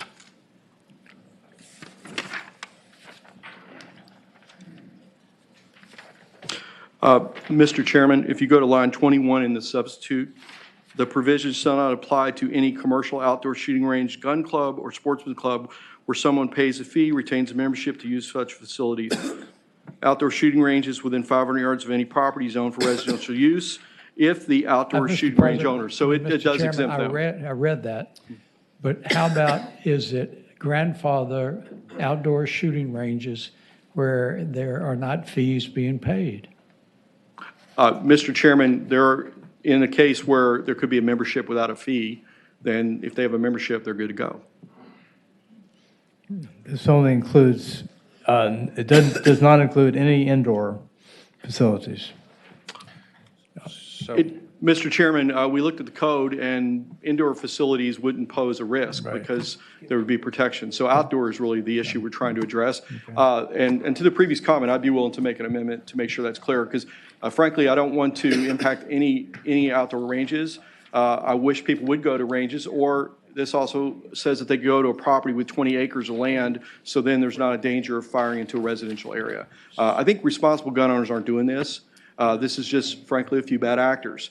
But I think we should do something before someone gets killed. You know, one of the bullets that someone put out of their house went through a little girl's bedroom in the back wall of the house. We're lucky no one's been killed by this already. So, Mr. Chairman. Okay, Senator Overton. Well, first of all, I couldn't agree more that, you know, if somebody's recklessly discharging firearms, something needs to be done about it. And if a local government hasn't been doing something about it, the voters need to address that. But my question really relates to this 500-yard language in here. I mean, is there, you know, what if somebody has an established, you know, place where they shoot that is 400 yards away from a residential development that maybe was built after they long after they established that shooting area, and the person who owns that is shooting away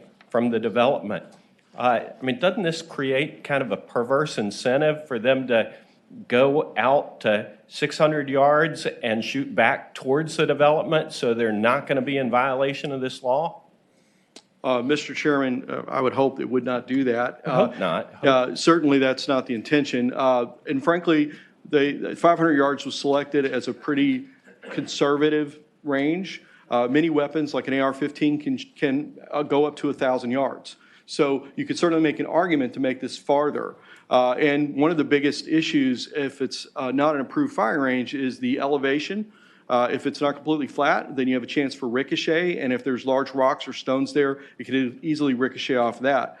So I would argue I tried to follow the criteria of zones for outdoor shooting ranges, but there's an arbitrary number there. I think 500 is a compromise because it certainly can be made farther than that. And again, I would argue that a responsible gun owner, if there is a doubt, there is no doubt they're not going to do this. And we've had a few bad actors that unfortunately have placed me here at this moment. Okay. Any further discussion? Do we adopt the substitute? This is a motion to adopt the substitute. Second, all in favor of the motion, say aye. All opposed, no. Motion carries. Mr. Chair, if I could ask a question. Yeah. Down on line 24, there's residential use zone owner. That phrase, does that refer to a neighbor, or is that a new term of art?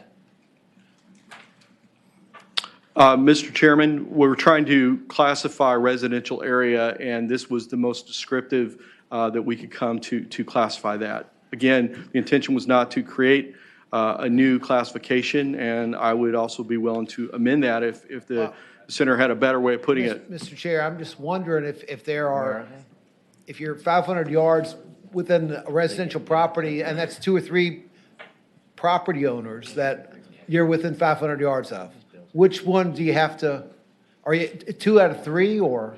Mr. Chairman, in that instance, I would say following this, you'd have to get permission from all of them. All of them?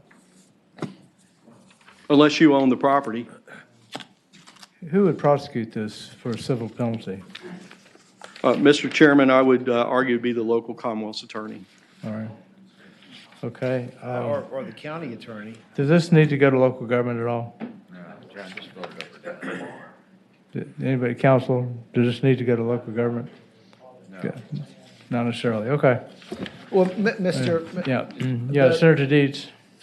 A Commonwealth's attorney wouldn't prosecute this. They're not required to prosecute anything but felonies and Class 1 misdemeanors, and this isn't a Class 1 misdemeanor, is it? It's a civil penalty. That's correct, Mr. Chairman. Civil penalty. Mr. Chairman, typically when we draft civil penalties, we need to specify who has the authority to prosecute the civil penalty. So right here, it doesn't say. Would you think, I mean, that would be the county attorney or the city, local government attorney probably, or? Usually have to say that.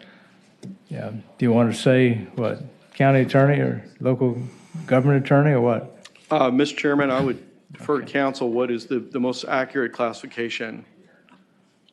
The city or county attorney, Mr. Chairman.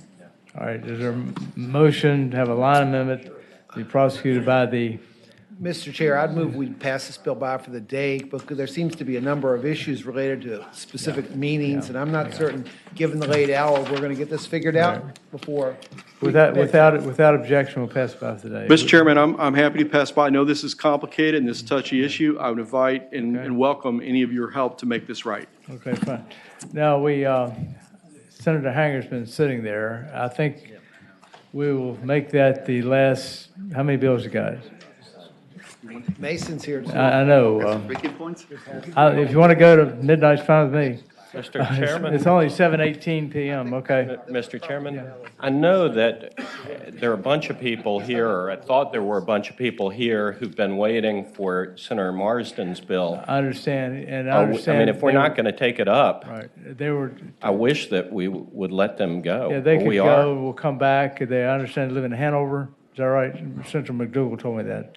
Why don't you, I so apologize for the delay, but if you want to go, that'd be fine. Marsden's not here, so you can go. And we will not take that up. And Monty, is it okay to Senator Hanger be the last guy for the day? See you next week. It's only 7:18 p.m.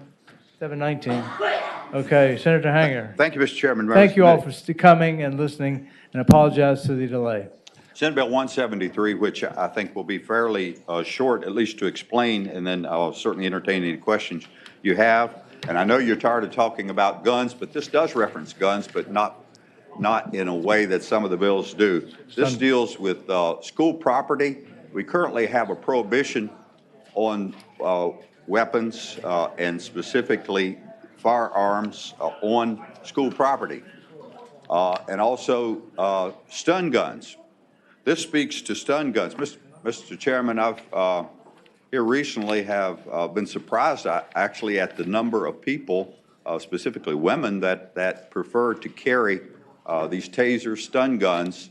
And the issue involves, we've carved out an exemption for someone that has a concealed carry permit. If you have a concealed carry permit, you can drop off your children at school. You can go around the driveway into the parking lot and with your gun, as long as you have a concealed carry permit, and drop the kids off. If you happen to need to go into the school, then you have to secure your gun in the car. This bill simply would add the stun gun or taser to that exception, that if you have a concealed carry permit, that you could have that on your person, in your car, on school property when you're dropping off the kids. And I think it may need an amendment if you were going to act favorably on this, if council, so that you'd have the same situation where you'd have to leave it in your car locked up if you went into school. That's what I was going to ask. Yeah, Mr. Chairman, I have two amendments. The first amendment is just an amendment to the title.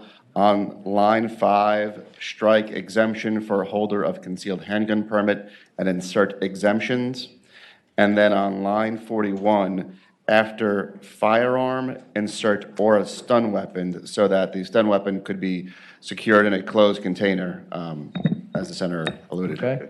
Is there a motion we adopt those amendments? All in favor of the motion, say aye. All opposed, no. Motion carries. Thank you, Mr. Chairman. It's a fairly simple concept that, if we do make this exception for concealed carry permit holders, and it would seem that applicable for if they happen to be carrying a taser instead of an actual discharging weapon. Okay, anybody here to speak for the bill? For the bill, okay. Philip Van Cleve, VCDL. Yeah, we support the bill, and we like the change to, that you at least leave it in your car. I need to talk to him about saying, if it's not lethal, maybe permit holders should be allowed to take it in with them. Okay. Mr. Chairman, ladies and gentlemen, Bob Sadler, South Richmond, 16th Senate District. Most of you think of me as a foaming at the mouth gun nut, but there's actually a lot more to it than that. I'm a proponent of self-defense, measured self-defense. Mr. Goddard himself can verify that I've been working on less lethal alternatives for years. I actually asked his input on it. I want to thank Senator Hanger for bringing this. It's a very small step to a much bigger issue, but believe me, as much as I love guns, I would be thrilled to have self-defense options. Okay, thank you. Next. Patricia Webb, Hanover County. I agree with what Mr. Sadler said. We should be allowed all sorts of less than lethal options in addition to the lethal use of force. Thank you. Anybody against the bill? Okay. Is there a motion? Yeah, go ahead. Yeah, Mr. Chairman, I was opposed to the bill as originally written, but now they're going to be locked in the car. I withdraw my original opposition. Okay. However, I would like to point out that people are talking about these things as if they're non-lethal. In fact, they can be very lethal. And the problem is that when police officers use these things, they go through training. They know how often they can push that button and how much what there needs to be done when a person's struck by this. Whereas a concealed carry permit holder can buy one of these things, carry it around. There's no training for them on how to use it and what situation they should use it and what situation they should consider the person that they're using it on. Right. So Okay. I think Mr. you need Chairman. to think about this. Yeah, Senator Morrissey. I don't know if it's just the late hour or if it's the senator's eloquence or it's simply serendipitous, but I'm going to move to report the bill. It's been moved and seconded to report the bill as amended. Too late to co-patron? All in favor of the motion to report, and doesn't need to be referred, does it? Okay, report the substitute, vote aye. All opposed, no. Okay. You got a unanimous bill. Thank you, Mr. here. Chairman. Unanimous. Wow. Mr. Chairman, I know y'all been busy, you got time for an interesting observation? Yeah. Yes. All right, the bill that you had of Senator Bell's that you wondered if you should report it to the Finance Committee, you could have. There have been, I've got information to document, there have been about 5,000 people from Texas who've taken our online course, paid a $100 fee. That's $500,000 to get a Virginia concealed carry permit which through reciprocity, they can use in Texas. So it's good business. All right, do you have another bill, 593? You want to You do that? referred that over to another committee, I believe, Mr. Yeah. Chairman. Okay, went to rehab, I'm sorry. Okay, nothing else to come before the body? Unless you want to stay here to midnight, the meeting's adjourned.